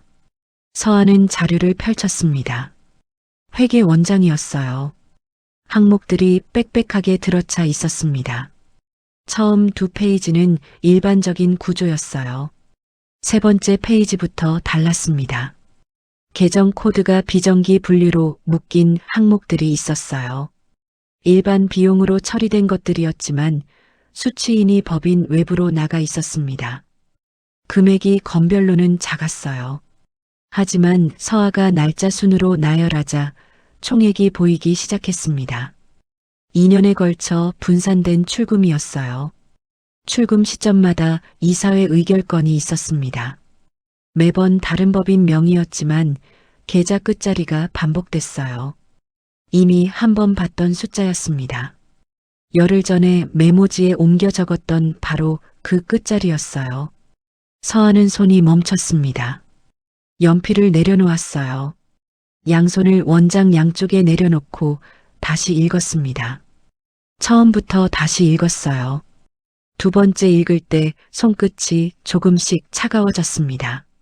세 번째 읽을 때 머릿속에서 구조가 완성됐어요. 이건 단순한 채용 비리가 아니었습니다. 이사회 의결을 통해 계열사 임원을 교체하고 교체 직후 외부 용역 계약을 승인하고 그 계약 대금 일부가 반복 계좌로 빠져나가는 구조였어요. 채용은 그 구조를 움직이는 사람들을 자리에 앉히기 위한 수단이었습니다. 서하가 탈락한 자리에 들어온 사람은 이 구조 안에 한 칸을 채우는 인물이었어요. 실력이 없어서 탈락한 게 아니었습니다. 이 구조에 맞지 않아서 탈락한 것이었어요. 눈이 뜨거워지려 했습니다. 서하는 눈을 한번 감았다가 떴어요. 감정이 올라오는 걸 느꼈지만 밖으로 내보내지 않았습니다. 지금은 그럴 자리가 아니었어요. 연필을 다시 집었습니다. 원장 위의 핵심 항목들을 별도 메모지로 옮겼어요. 날짜, 금액, 계좌 끝자리, 이사회 의결 번호를 나란히 적었습니다. 손이 빠르게 움직였어요. 글씨가 평소보다 작아졌습니다. 그만큼 많은 내용을 한 장 안에 넣어야 했어요. 이것만으로는 아직 부족했습니다. 계좌 끝자리가 누구 것인지를 확인해야 했어요. 그 계좌가 임도준이나 박선호와 연결된다는 걸 증명해야 했습니다. 지금 서하가 가진 건 구조였어요. 구조를 확인하는 증거가 필요했습니다. 그리고 그 증거를 가지고 있을 수 있는 사람이 한 명 있었어요. 내부에서 이 흐름을 보고 있으면서도 아직 완전히 임도준 편인지 확실하지 않은 사람이었습니다. 강민석이었어요. 감사팀 직원이었습니다. 이준혁이 한번 언급한 이름이었어요. 서하는 메모지를 파일 안에 넣었습니다. 원장을 원래 순서대로 다시 정리했어요. 자리에서 일어섰습니다. 다리가 저렸어요. 얼마나 앉아 있었는지 몰랐습니다. 벽에 걸린 시계를 봤어요. 오후 5시 20분이었습니다. 2시간 넘게 이 방에 있었던 거였어요. 문을 열었습니다. 복도 불빛이 눈에 들어왔어요. 서하는 눈을 잠깐 가늘게 떴습니다. 그런 다음 복도로 걸어 나갔어요. 파일을 가슴에 안고 걸었습니다. 이제 방향은 정해졌어요. 다음 걸음이 보였습니다. 강민석을 찾아야 했습니다. 사흘이 지났습니다. 이준혁한테서 연락이 왔어요. 오늘 저녁 회장님 자택으로 와달라는 말이었습니다. 서하는 사무실을 정리하고 짐을 챙겼어요. 자료 파일을 가방 안에 넣었습니다. 지하철을 타고 40분을 달렸어요. 강태욱의 자택은 서울 외곽주택가 안에 있었습니다. 대문을 들어서자 관리인이 안쪽으로 안내했어요. 현관을 지나 거실로 들어오자 따뜻한 조명이 먼저 들어왔습니다. 책장이 벽을 따라 들어차 있었어요. 창문 너머로 서울 야경이 조용하게 깔려 있었습니다. 강태욱은 팔걸이 의자에 반듯하게 앉아 있었어요. 이준혁이 그 옆에 서 있었습니다. 서하가 들어서자 강태욱이 말했어요. 앉아요. 서하가 맞은편 소파에 앉았습니다. 조용한 거실이었어요. 차 냄새가 옅게 났습니다. 탁자 위에 찻잔이 놓여 있었어요. 강태욱이 먼저 말을 꺼냈습니다. 이사회 복귀를 공식 신청하기로 했어요. 이준혁이 문서를 들었어요. 신청서는 이미 작성했습니다. 열흘 뒤 정기 이사회 전에 제출할 거예요. 서하가 노트를 펼쳤어요. 그럼 이사회까지 열흘이네요. 네. 그 안에 우리가 가진 자료를 정리해야 합니다. 이준혁이 말했어요. 강태욱이 서하 쪽을 봤습니다. 지금까지 뭘 찾았어요? 서아가 파일을 꺼냈어요. 테이블 위에 펼쳤습니다. 비정기 계정, 항목 메모지와 인물 연결도를 나란히 놓았어요. 이사회 의결 직후 외부 용역 계약이 반복됩니다. 계약 대금 일부가 반복되는 계좌로 빠져나가고 있고요. 그 계좌 끝자리가 두 문서에서 같은 숫자로 나와요. 강태욱이 자료를 들어봤습니다. 이준혁이 옆에서 같이 봤어요. 방안이 한동안 조용했습니다. 멀리서 자동차 소리가 낮게 들렸다가 사라졌어요. 찻잔에서 김이 올라오고 있었습니다. 강태욱이 자료를 내려놓았어요. 계좌 끝자리 주인이 누구인지는 아직 모르는 거죠. 네. 그게 마지막 연결고리예요. 그걸 확인할 방법이 있어요? 서아가 잠깐 멈췄습니다. 감사팀에 강민석이라는 직원이 있어요. 이준혁 이사님이 한번 언급하신 분인데 내부 감사 기록에 접근한 이력이 있는 사람이에요. 이준혁이 고개를 끄덕였습니다. 그 사람이 자료를 갖고 있을 수 있어요. 근데 아직 어느 쪽인지 모르는 사람이에요. 강태욱이 서아를 봤습니다. 당신 생각은요? 움직여 볼 수 있을 것 같아요. 어떻게요? 그 사람이 지금 어떤 상황인지 먼저 파악하면요. 강태욱이 고개를 끄덕였어요. 말을 보태지 않았습니다. 이준혁이 서류를 다시 정리했어요.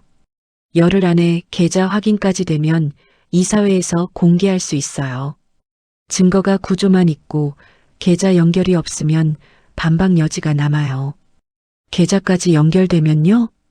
이준혁이 서아를 봤습니다. 그때는 막을 수 없어요. 세 사람이 잠시 같은 자료를 봤어요. 거실이 조용했습니다. 시계 소리가 낮게 들렸어요. 탁자 위 찻잔의 김이 천천히 사라지고 있었습니다. 강태욱이 팔걸이에 얹은 손을 한번 쥐었다 폈어요. 열흘이에요. 그 말이 끝이었습니다. 서아가 노트를 닫았어요. 파일을 챙겼습니다. 자리에서 일어서며 말했어요. 준비해 올게요. 강태욱이 고개를 끄덕였습니다. 말은 없었어요. 이준혁이 현관까지 배웅했습니다. 강민석 쪽은 제가 먼저 동향 파악해 볼게요. 혼자 접근하면 위험할 수 있어요. 서아가 고개를 끄덕였어요. 알겠어요. 현관문이 닫혔습니다. 바깥 공기가 서늘했어요. 서아는 대문을 나서며 하늘을 한번 올려다봤습니다. 서울 하늘이었어요. 별은 보이지 않았습니다. 빛이 너무 많아서였어요. 서아는 발걸음을 뗐습니다. 열흘이 남아 있었어요. 이튿날 오전이었습니다. 서아의 사무실로 연락이 왔어요. 임도준 대표이사실에서 보낸 미팅 요청이었습니다. 오전 10시 10층 회의실이었어요. 이유는 적혀 있지 않았습니다. 이준혁에게 연락했어요. 저도 들었어요. 같이 들어가는 게 좋겠어요. 알겠습니다. 10시 5분 전에 10층으로 올라갔어요. 회의실 문 앞에서 이준혁이 기다리고 있었습니다. 어떤 말이 나와도 지금은 듣는 자리예요. 이준혁이 낮게 말했어요. 지금은 서아 씨가 뭔가를 내놓을 때가 아니에요. 서아가 고개를 끄덕였습니다. 회의실 문을 열자 임도준이 테이블 상석에 앉아 있었어요. 박선호가 그 옆에 앉아 있었습니다. 이준혁은 따라 들어오지 않았어요. 문 앞에서 멈췄습니다. 서아 혼자 안으로 들어갔어요. 앉아요. 임도준이 말했습니다. 서아가 테이블 반대편에 앉았어요. 두 남자가 한쪽, 서아가 반대편이었습니다. 서아는 파일을 테이블 위에 내려놓고 두 손을 위에 얹었어요. 임도준이 먼저 말했어요. 회장님 측 보좌 업무를 맡으신다고요. 네. 어떤 업무인지 제가 알 수 있을까요? 내부 자료 검토입니다. 임도준의 눈꼬리가 아주 조금 내려갔어요. 어떤 자료요? 경영 현황 관련 자료들이요. 그게 공식 직책 없이 가능한 업무인지 모르겠네요. 목소리에 감정이 없었습니다. 차갑고 평평했어요. 박선호가 끼어들었어요. 열람 신청건들도 확인해 봤는데 일부 자료는 열람 자격 재검토가 필요해요. 현재 공식 재직자가 아닌 분이 내부 감사 자료에 접근하는 건 보안 규정에 맞지 않거든요. 서아가 박선호를 받습니다. 이준혁 이사님 명의로 신청된 자료들인데요.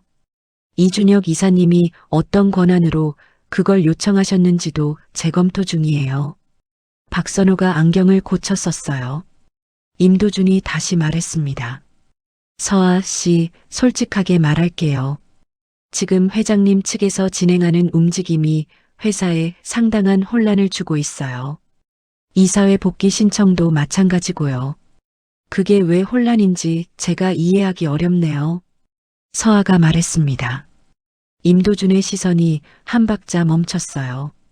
창업회장의 이사회 복귀 신청은 정관상 가능한 일이니까요. 정관대로라면요. 임도준이 천천히 고개를 끄덕였습니다. 그건 그렇죠. 하지만 표정이 달라지지 않았어요. 서아 씨가 계속 이 건물 안에 있는 게 회사 분위기에 도움이 안 된다고 보거든요. 임도준이 말했습니다. 저는 이 건물 안에서 어떤 분위기도 만든 적이 없는데요. 그게 어디서 나온 얘긴지 여쭤봐도 될까요? 임도준의 눈빛이 조금 더 차가워졌어요. 그 눈빛 안에 무언가 계산하는 것이 있었습니다. 박선호가 테이블 위에 서류 한 장을 밀었어요. 이게 서아 씨 출입증 재발급 취소 처리 안건이에요. 현 경영진 재량으로 처리 가능한 사안이에요. 서아는 그 서류를 봤습니다. 다시 임도준을 봤어요. 임도준이 서아를 보고 있었습니다. 방 안이 조용했어요. 에어컨 소리만 낮게 흘렀습니다. 서아가 말했어요. 출입증 취소가 필요하다고 판단하시면 진행하셔도 됩니다. 저는 여기 있어야 할 이유를 이미 갖고 있으니까요. 임도준이 잠깐 서아를 봤어요. 아무 말도 하지 않았습니다. 박선호가 서류를 다시 당겼어요. 임도준이 자리에서 일어났습니다. 일주일 안에 정리되길 바랍니다.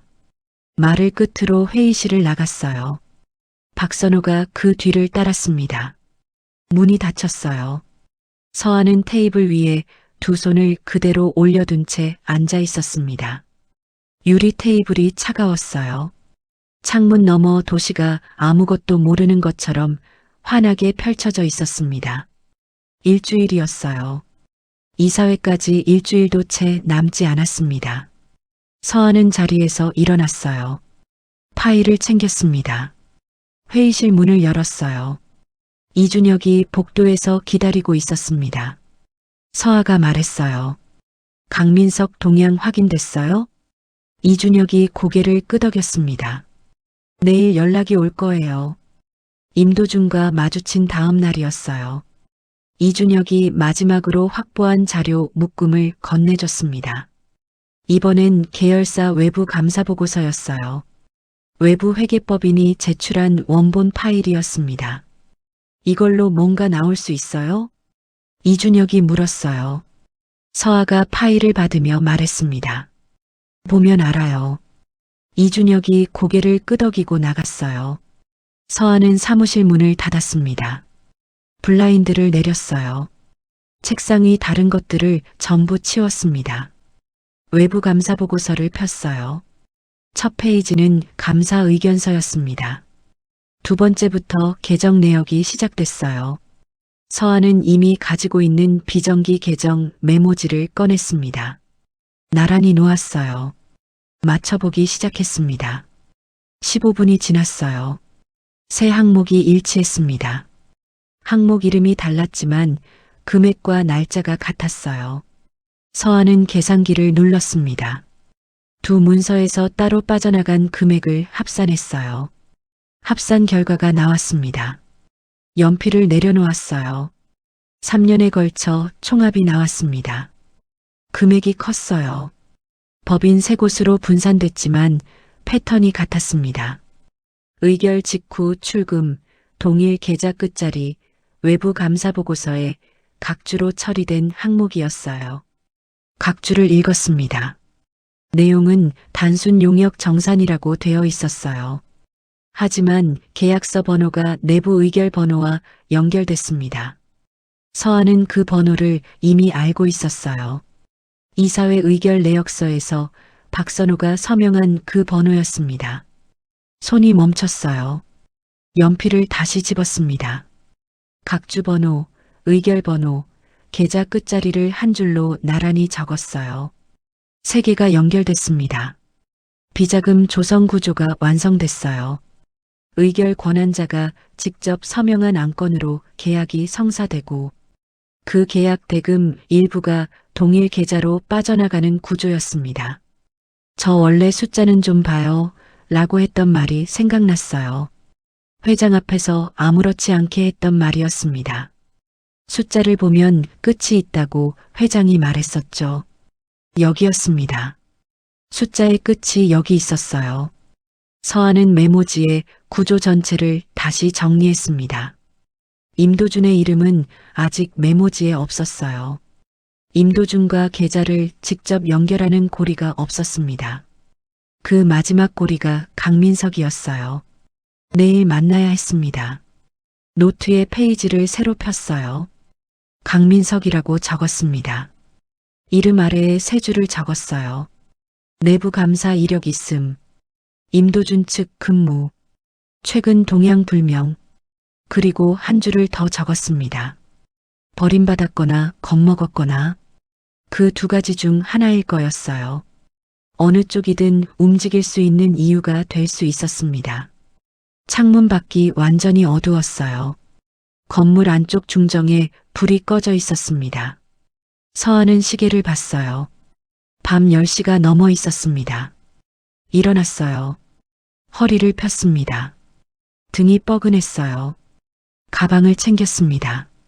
책상 위 자료들을 파일 2개에 나눠 넣었어요. 하나는 가방에 집어넣었습니다. 하나는 서랍에 잠궜어요. 불을 껐습니다. 복도로 나왔어요. 건물 안이 조용했습니다. 청소 직원이 멀리서 카트를 밀고 지나가는 소리가 들렸어요. 서한은 엘리베이터 버튼을 눌렀습니다. 기다리는 동안 파일을 가슴에 안았어요. 이사회까지 닷새가 남아 있었습니다. 강민석까지 연결되면 이 파일은 완성이었어요. 연결이 안 되면 아직 구조만 있는 파일이었습니다. 엘리베이터 문이 열렸어요. 서아가 탔습니다. 내려가는 동안 숫자들이 머릿속에서 조용히 정렬되고 있었어요. 끝이 보이기 시작했습니다. 거의 다 왔으니까요. 이사회 나흘 전이었습니다. 이준혁한테서 문자가 왔어요. 강민석이 만나겠다고 했습니다. 장소는 본사 근처 카페였어요. 오후 3시였습니다. 서한은 미리 나가서 코너 자리에 앉았어요. 커피를 시켰습니다. 창밖으로 직장인들이 지나가고 있었어요. 서한은 손 위에 손을 포개고 기다렸습니다. 3시 5분이 지나서 남자가 들어왔어요. 키가 보통이었고 머리카락이 약간 헝클어져 있었습니다. 짙은 초록색 셔츠를 입고 있었어요. 서아와 눈이 마주쳤습니다. 잠깐 멈췄다가 걸어왔어요. 한서아 씨세요? 네. 강민석 씨죠? 네.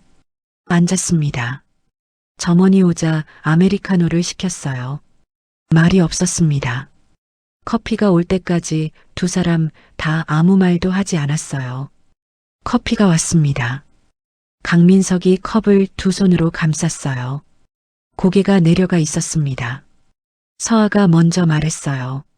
오늘 나와주셔서 고마워요. 강민석이 고개를 들지 않았습니다. 이준혁 이사님이 연락했을 때 안 나오려고 했어요. 그럼 왜 나오셨어요? 강민석이 컵을 한번 돌렸어요. 더 있다가는 저도 엮일 것 같아서요. 서아가 그 말을 들으며 등을 폈습니다. 무슨 일이 있었어요? 강민석이 잠깐 입을 다물었어요. 그러다가 말했습니다. 지난달에 감사팀 내부 보고서 하나를 작성했어요. 외부 용역 계약건 관련해서요. 어떤 보고서요? 계약 금액이랑 수치법인이 반복된다는 내용이었어요. 올렸더니 이틀 만에 팀장이 불렀습니다. 보고서 회수하고 없던 일로 하래요. 강민석이 커피를 한 모금 마셨어요. 그 다음날 제 팀 배치가 바뀌었습니다. 한직으로요. 그때부터 이게 뭔지 알았어요. 서아가 말했습니다. 그 보고서 아직 갖고 있어요? 강민석이 고개를 들었어요. 서아를 봤습니다. 눈 아래 그림자가 짙었어요. 갖고 있으면 저한테 어떻게 되는 거예요? 제가 보호해 드릴 수 있어요. 어떻게요? 이준혁 이사님이요? 회장님이요. 강민석이 서아를 봤습니다. 말이 없었어요. 서아가 계속 말했어요. 강민석 씨가 작성한 보고서가 없던 일이 된 건 그 보고서가 맞기 때문이에요. 틀린 보고서였으면 없앨 필요가 없었을 거예요. 그걸 없앤 사람들은 이사회 자리를 갖고 있어요. 그 자리를 이사회에서 뒤집을 수 있는 사람은 한 명이에요. 강태욱 회장님이요. 강민석이 테이블 위를 봤습니다. 커피잔 옆에 손가락이 놓여 있었어요. 손가락이 조금 떨리고 있었습니다. 이사회가 언제예요? 나흘 뒤에요. 강민석이 숨을 한 번 내쉬었습니다. 긴 침묵이 흘렀어요. 카페 안에서 의자 긁히는 소리가 났습니다. 멀리서 커피 내리는 소리가 들렸어요. 강민석이 셔츠 안쪽 주머니에 손을 넣었습니다. 작은 것을 꺼냈어요. USB 드라이브였습니다. 테이블 위에 내려놓았어요. 서아와 강민석 사이였습니다. 감사보고서 원본이에요. 강민석이 말했습니다. 거기다가 제가 따로 정리한 것도 들어있어요. 계좌 끝자리 대조표요. 서아의 시선이 USB 위에서 멈췄어요. 계좌 주인이 확인됐어요? 네. 누구예요? 강민석이 잠깐 서아를 봤습니다. 임도준 대표이사 명의 차명 계좌예요. 방 안의 소리가 잠깐 멀어지는 것 같았어요. 서아는 USB를 향해 손을 뻗었습니다. 천천히 집었어요. 이준혁 이사님이 법적 보호 절차 밟아드릴 거예요. 서아가 말했습니다. 이사회 끝나면요? 이사회 끝나고 회장님이 복귀하시면요? 강민석이 고개를 끄덕였어요. 컵을 들었다가 다시 내려놓았습니다. 저 그 보고서 올릴 때 맞는 일을 했다고 생각했어요. 지금도 그렇게 생각해요. 서아가 말했습니다. 맞는 일이었어요. 두 사람은 잠깐 아무 말도 하지 않았어요. 카페 안에 잔잔한 음악이 흘렀습니다. 서아는 USB를 주머니 안에 넣었어요. 손이 차갑지 않았습니다.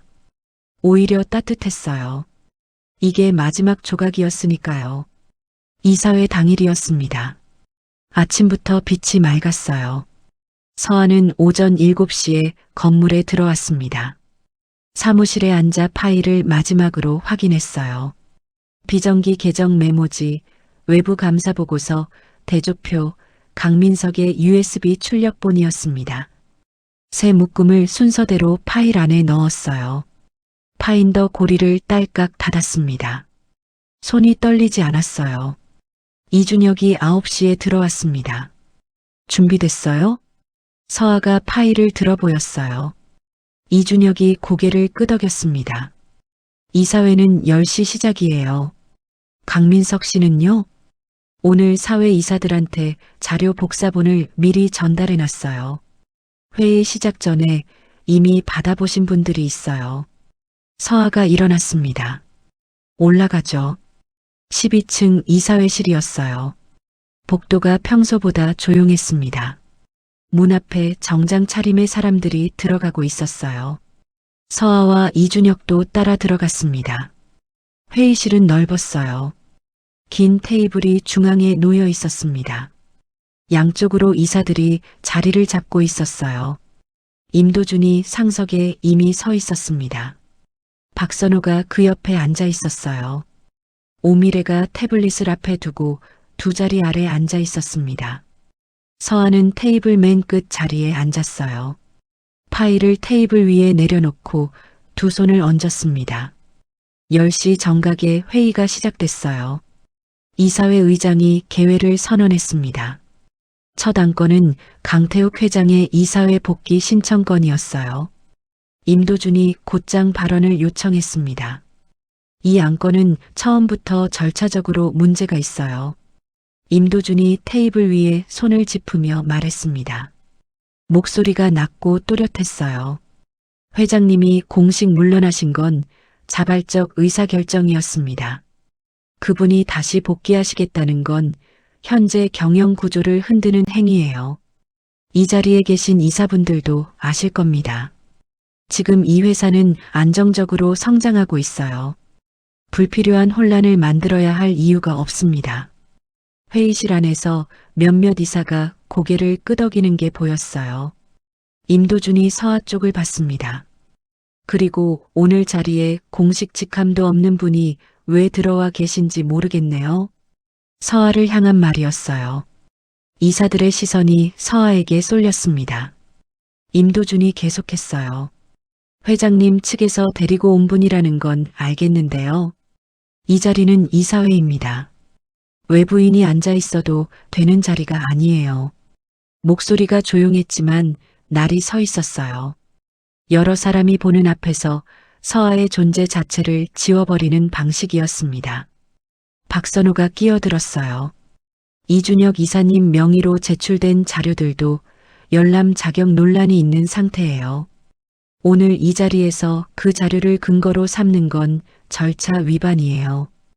이사회에서 무효 처리 요청드립니다. 목소리가 부드러웠습니다.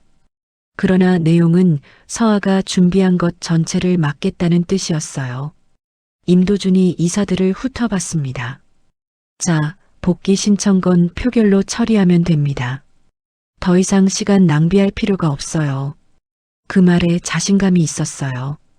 이미 자신에게 유리한 표가 있다고 확신하는 목소리였습니다. 서아는 테이블 위에 두 손을 얹은 채 앉아 있었어요. 임도준을 보고 있었습니다. 파일이 손 옆에 있었어요. 방안이 표결 준비로 움직이기 시작했습니다. 서아가 천천히 입을 열었어요. 잠깐만요. 목소리가 크지 않았습니다. 하지만 회의실 안에서 또렷하게 들렸어요. 임도준이 서아를 봤습니다. 회의실 안 시선이 다시 서아에게 왔어요. 서아가 파일을 들었습니다. 이 자리에서 확인하셔야 할 자료가 있어요. 임도준의 눈꼬리가 내려갔어요. 입꼬리가 아주 조금 올라갔습니다. 말씀드렸듯이 그 자료는 열람 자격이 없는 상태예요. 서아가 고개를 들었어요. 이 자료는 외부 감사 보고서와 공식 이사회 의결 내역서예요. 두 자료 모두 이 회사 공식 문서입니다. 그리고 오늘 여기 계신 사회이사 세 분께는 이미 복사본이 전달돼 있어요. 방안이 조용해졌습니다. 사회이사 3명의 표정이 달라졌어요. 임도준의 눈빛이 처음으로 흔들렸습니다. 서아가 파일을 열었어요. 첫 번째 자료를 꺼냈습니다. 서아가 자리에서 일어섰습니다. 파일에서 첫 번째 자료를 테이블 위에 펼쳤어요. 이사회 의결 내역서와 외부 감사 보고서 대조표였습니다. 이 자료는 최근 3년간 이 회사 계열사에서 반복 처리된 외부 용역 계약 내역이에요. 의결 직후 계약이 체결되고 계약 대금 일부가 동일 계좌로 출금되는 패턴이 반복됩니다. 회의실 안이 조용해졌어요. 이사들이 앞에 놓인 복사본을 펼치기 시작했습니다. 계약을 승인한 이사회 의결건마다 동일 인물의 서명이 있어요. 서아가 대조표의 한 줄을 짚었습니다. 박선호 인사팀장입니다. 박선호의 얼굴이 굳었어요. 안경 너머 눈이 작아졌습니다. 팔짱을 풀고 손이 테이블 위로 내려왔어요. 그리고 이 계좌 끝자리. 서아가 두 번째 자료를 꺼냈습니다. 강민석이 정리한 계좌 대조표였어요. 이 계좌의 실소유자가 확인됐습니다. 방안이 완전히 조용해졌어요. 누군가 숨을 들이켰습니다. 임도준 대표이사 명의 차명 계좌입니다. 임도준의 손이 테이블 위에서 멈췄어요. 그 손이 아주 조금 오므라들었습니다. 서아가 세 번째 자료를 꺼냈어요. 강민석이 작성했다가 없던 일이 된 감사보고서 원본이었습니다. 이 보고서는 내부 감사팀에서 작성된 원본이에요. 제출 이틀 만에 회수됐고 작성자는 한직으로 발령됐습니다. 보고서를 회수한 사람은 지금 이 자리에 있어요. 이사들의 시선이 박선호에게 향했습니다. 박선호의 목이 움직였어요. 임도준이 발언을 시도했습니다. 그 자료의 출처부터 확인해야 해요. 내부 문서가 어떤 경로로 외부인 손에 들어왔는지부터요. 이건 문서 유출 문제입니다. 서아가 임도준을 봤어요. 이 자료는 감사팀 정식 직원이 작성한 내부 보고서예요. 작성자가 오늘 이 자리에 서지 않는 대신 원본 파일과 진술서를 이준혁 이사님께 위임했습니다. 출처는 이 회사 내부고요. 임도준의 입이 한번 열렸다가 닫혔어요. 이사회 의장이 발언했어요. 자료 검토가 필요할 것 같습니다. 오늘 표결은 잠시 보류하죠. 임도준이 의장을 받습니다. 보류할 이유가 없어요. 목소리가 여전히 단단했지만 처음보다 높아져 있었어요. 이 자료들은 출처가 불명확하고 출처는 방금 설명드렸습니다. 서아가 말했어요. 임도준이 서아를 봤습니다. 당신이 외부인이라는 건 변하지 않아요. 맞아요. 서아가 고개를 끄덕였습니다. 저는 외부인이에요. 그래서 이게 보였을 거예요. 방안이 완전히 멈췄어요. 누가 먼저 말을 해야 하는지 아무도 몰랐습니다. 오미래가 테이블 위에 태블릿을 뒤집었어요. 화면이 아래로 향했습니다. 아무 말도 하지 않았어요. 박선호가 옆을 봤습니다. 임도준을 봤어요. 임도준은 서아를 보고 있었습니다. 서아도 임도준을 보고 있었어요. 둘 사이에 테이블 전체가 놓여 있었습니다. 이미 결과가 정해져 있다고 하셨죠. 서아가 말했어요. 처음 면접 보러 왔을 때 그 말이 나왔거든요. 오늘도 결과가 정해져 있어요. 다만 그 결과가 어느 쪽인지는 이 자리에 계신 분들이 정하시는 거예요. 임도준의 눈빛에서 무언가가 흔들렸습니다. 처음으로였어요. 서아가 자리에 앉았습니다. 두 손을 테이블 위에 내려놓았어요. 주머니 안 교통카드에 손이 닿았습니다. 꽉 쥐었어요. 그리고 천천히 손을 폈습니다. 카드를 놓았어요. 처음으로 손이 펴졌습니다. 이건 끝이 보이는 자리였으니까요. 사회이사 한 명이 자료를 내려놓고 의장을 향해 고개를 들었어요. 감사팀 조사가 먼저 진행되어야 할 것 같습니다. 또 다른 사회이사가 고개를 끄덕였습니다. 동의합니다. 의장이 발언을 정리했어요. 내부 감사 즉시 착수하는 것으로 정리하겠습니다. 임도준이 의장을 봤습니다. 입이 열렸어요. 그러나 아무 소리도 나오지 않았습니다. 내부 감사 착수 결의가 통과됐습니다. 이사회 의장이 회의 일시 정지를 선언했어요. 회의실 안이 술렁이기 시작했습니다. 이사들이 서로를 보거나 자료를 다시 들여다봤어요. 임도준은 아무 말도 하지 않았습니다. 테이블 위에 올려둔 손이 천천히 걷어졌어요. 이준혁이 의장석 쪽으로 다가갔습니다. 나직한 목소리로 무언가를 전달했어요. 의장이 고개를 끄덕였습니다. 그리고 문 쪽을 봤어요.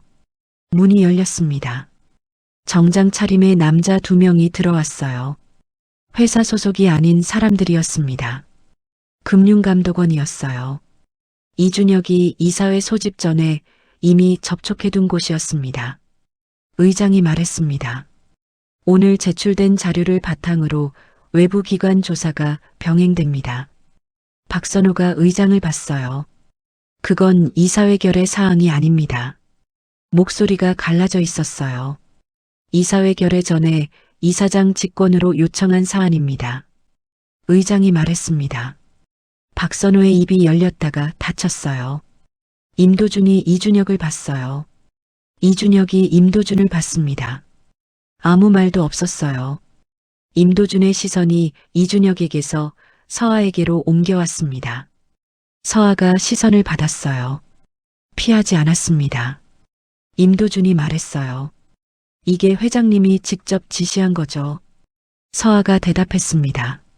저는 제가 찾은 것들을 이 자리에서 보여드린 거예요. 회장님이 지시한 게 아니에요. 임도준이 서아를 봤어요. 한동안 말이 없었습니다. 처음으로 서아를 사람으로 보는 눈빛이었어요. 그게 오히려 더 늦었습니다. 금융감독원 직원이 임도준 쪽으로 다가갔어요. 임도준 대표이사님, 잠시 동석 부탁드립니다. 임도준이 그 사람을 봤습니다. 거부하지 않았어요. 자리에서 천천히 일어났습니다. 재킷 단추를 잠그지 않았어요. 문 쪽으로 걸어갔습니다.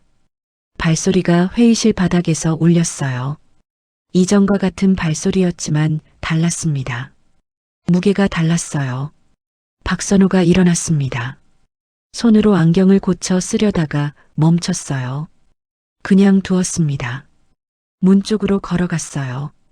오미래는 마지막이었습니다. 테이블 위 태블릿을 들었어요. 들었다가 다시 내려놓았습니다. 결국 들고 가지 않았어요. 자리에서 일어나 문 쪽으로 걸어갔습니다. 나가는 순간 한 번도 뒤를 돌아보지 않았어요. 문이 닫혔습니다. 회의실이 조용해졌어요. 이사들이 서로를 봤습니다. 의장이 발언했어요. 잠시 정회하겠습니다. 서하는 자리에 앉아 있었습니다. 테이블 위에 두 손이 펼쳐져 있었어요. 아무것도 쥐고 있지 않았습니다. 창문 너머로 서울 도심이 보였어요. 맑은 날이었습니다. 햇빛이 유리 건물들 위에서 흰 빛으로 번지고 있었어요. 이준혁이 서하 쪽으로 왔습니다. 서하의 옆자리에 앉았어요. 잘하셨어요. 서하는 창밖을 봤습니다. 아무 말도 하지 않았어요. 그냥 빛을 봤습니다. 눈을 한번 감았다가 떴어요. 가슴 안쪽이 조용했습니다. 이상하게 조용했어요. 이걸 위해 여기까지 왔다는 생각보다 그냥 여기 왔다는 생각이 먼저였습니다. 그게 맞는 것 같았어요. 서아가 파일을 닫았습니다. 바인더 고리를 딸깍 닫았어요. 테이블 위에 내려놓았습니다. 이 파일은 여기 두고 가면 됐어요. 더 가지고 다닐 필요가 없었습니다. 서아가 자리에서 일어났어요. 이준혁도 일어났습니다. 두 사람이 회의실을 나왔어요. 복도가 조용했습니다. 창문에서 빛이 들어오고 있었어요. 서아는 엘리베이터 쪽으로 걸었습니다. 발소리가 복도 위에서 고요하게 울렸어요. 3시간이 지났습니다. 이사회가 재개됐어요. 이번에는 회의실 분위기가 달랐습니다. 임도준과 박선호의 자리가 비어 있었어요. 오미래의 자리도 비어 있었습니다. 강태욱이 회의실에 들어왔어요. 지팡이 없이 걸었습니다. 병원에서 퇴원한 지 열흘이 됐던 날이었어요. 걸음이 느렸지만 자세가 흔들리지 않았습니다. 회의실 상석으로 걸어갔어요. 이사들이 조용히 그 모습을 봤습니다. 강태욱이 상석에 섰어요. 앉지 않았습니다. 이사들을 한 번씩 봤어요. 한동안 말을 하지 않았습니다. 회의실이 조용했어요. 창문 너머로 오후 햇빛이 길게 들어오고 있었습니다. 오래 걸렸습니다. 강태욱이 말했어요. 목소리가 낮고 무거웠습니다. 제가 물러나 있던 동안 이 회사에서 벌어진 일들을 오늘 이 자리에서 확인하셨을 거예요. 이사들이 듣고 있었습니다. 부끄러운 일입니다. 제가 만든 회사에서 이런 일이 생겼다는 게요. 회의실이 조용했어요. 오늘부로 경영에 복귀합니다. 강태욱이 말했습니다. 공식 절차는 이준혁 이사가 처리할 거예요. 저는 오늘 이 자리에서 한 가지만 말씀드리겠습니다. 이 회사는 처음부터 다시 세워질 겁니다. 채용부터 계약까지 공정하지 않았던 것들을 전부 다시 열겠습니다. 회의실 안에서 사회이사 한 명이 고개를 끄덕였어요. 그 옆에 이사도 끄덕였습니다. 강태욱의 시선이 서아 쪽으로 왔어요. 잠깐 머물렀습니다. 그리고 다시 이사들에게로 향했어요. 서아는 그 시선을 받고 시선을 낮췄습니다. 다시 들었어요. 강태욱이 말했습니다. 한 가지 더 말씀드리겠습니다. 오늘 이 자리가 가능했던 건 이 회사 안에 있는 사람들이 한 일이 아닙니다. 아무것도 가진 게 없고 아무 자리도 없었던 사람이 한 일이에요. 회의실 안이 조용했어요. 그게 어떤 의미인지 이 자리에 계신 분들이 한번 생각해 보셨으면 합니다. 이사들이 강태욱을 봤습니다. 몇몇이 서아를 봤어요. 서아는 앞을 보고 있었습니다. 표정이 없었어요. 눈이 조금 뜨거웠지만 아무것도 흘러내리지 않았습니다. 이준혁이 복귀 신청 서류를 의장에게 건넸어요. 의장이 받았습니다. 강태욱 회장 이사회 복귀건 표결하겠습니다. 찬성이 먼저 나왔어요. 그 다음이 이어졌습니다. 전원이었어요. 만장일치였습니다. 강태욱이 상석에 앉았습니다. 오래된 자리였어요. 30년 전 처음 이 회의실에 들어왔을 때와 같은 자리였습니다. 그때는 혼자였고 지금도 혼자였지만 달랐어요. 그때는 시작이었고 지금은 다시 시작이었습니다. 서아가 자리에서 일어났어요. 짐을 챙겼습니다. 이준혁이 옆에서 말했어요. 잠깐 기다려요. 서아가 멈췄습니다. 강태욱이 서아 쪽을 봤어요. 서아 씨. 서아가 회장을 봤습니다. 수고했어요. 강태욱이 말했어요. 그게 전부였습니다. 길지 않았어요. 하지만 서아의 발끝에서 무언가가 풀리는 느낌이었습니다. 다리에 힘이 빠지는 게 아니라 그동안 잡고 있던 것이 놓이는 느낌이었어요. 서아가 고개를 숙였습니다. 고맙습니다. 고개를 들고 회의실을 나왔어요. 복도가 밝았습니다. 창문에서 오후 햇빛이 바닥 위로 길게 들어오고 있었어요. 발이 그 빛 위를 걸었습니다. 서아는 멈추지 않았어요. 2달이 지났습니다. 임도준은 배임과 횡령 혐의로 검찰 조사를 받고 있었어요. 박선우는 채용 비리와 공문서 위조 혐의로 구속됐습니다. 오미래는 내부정보 유출 혐의로 직위가 해제됐어요. 강민석은 원래 팀으로 복직됐습니다. 그 사실이 사내 공지로 돌았어요. 이준혁이 서아에게 문자로 알려줬습니다. 회사는 대대적인 내부 정비에 들어갔어요. 채용 전 과정이 처음부터 다시 설계됐습니다. 외부 감사 기관이 참여하는 독립적인 심사 구조로 바뀌었어요. 강태욱 회장이 직접 주도한 개편이었습니다. 서아는 그 개편한 초안을 이준혁과 함께 검토하는 역할을 맡았어요. 한 달을 꼬박 그 작업에 썼습니다.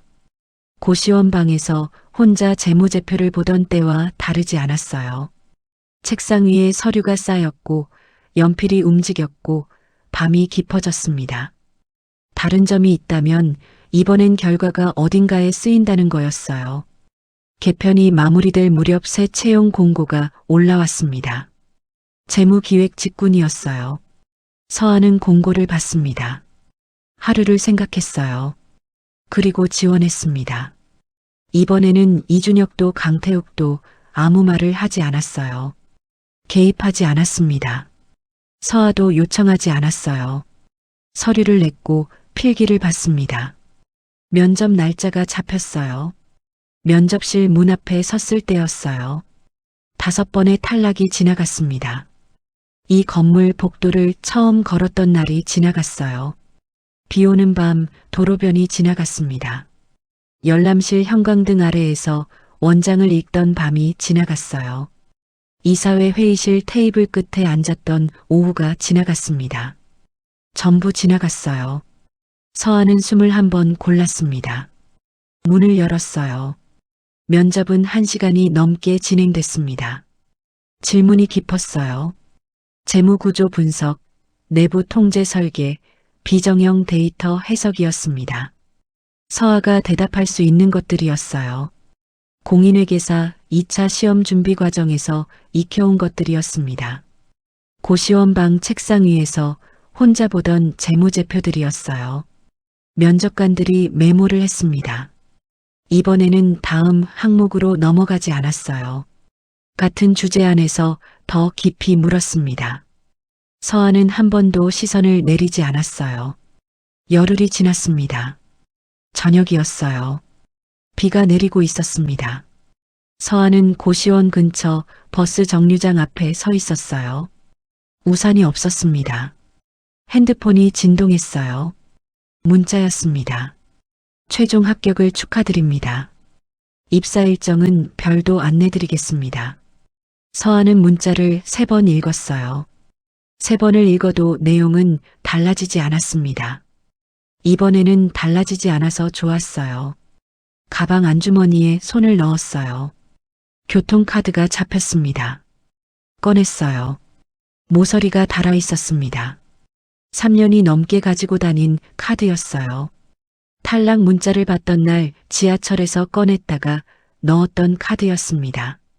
비 오는 밤 도로변에서 노인 옆에 무릎을 꿇던 날 주머니 안에 있던 카드였어요. 이사회 회의실에서 손에 쥐었다가 처음으로 펼쳤던 카드였습니다. 빗물이 카드 위로 떨어졌어요. 서아가 카드를 들었습니다. 2손가락으로 가볍게 잡았어요. 빗속에서 카드를 올려다봤습니다. 눈을 감지 않았어요. 그냥 봤습니다. 저 멀리 편의점 간판이 빗속에서 번지고 있었어요. 가로등이 젖은 아스팔트 위에 빛을 쏟았습니다. 지나가는 차의 헤드라이트가 물웅덩이 위에서 부서졌어요. 그날 밤과 같은 거리였습니다. 같은 비였어요. 다른 건 서아였습니다. 버스가 왔어요. 서아는 카드를 단말기에 댔습니다. 삑 소리가 났어요. 버스에 탔습니다.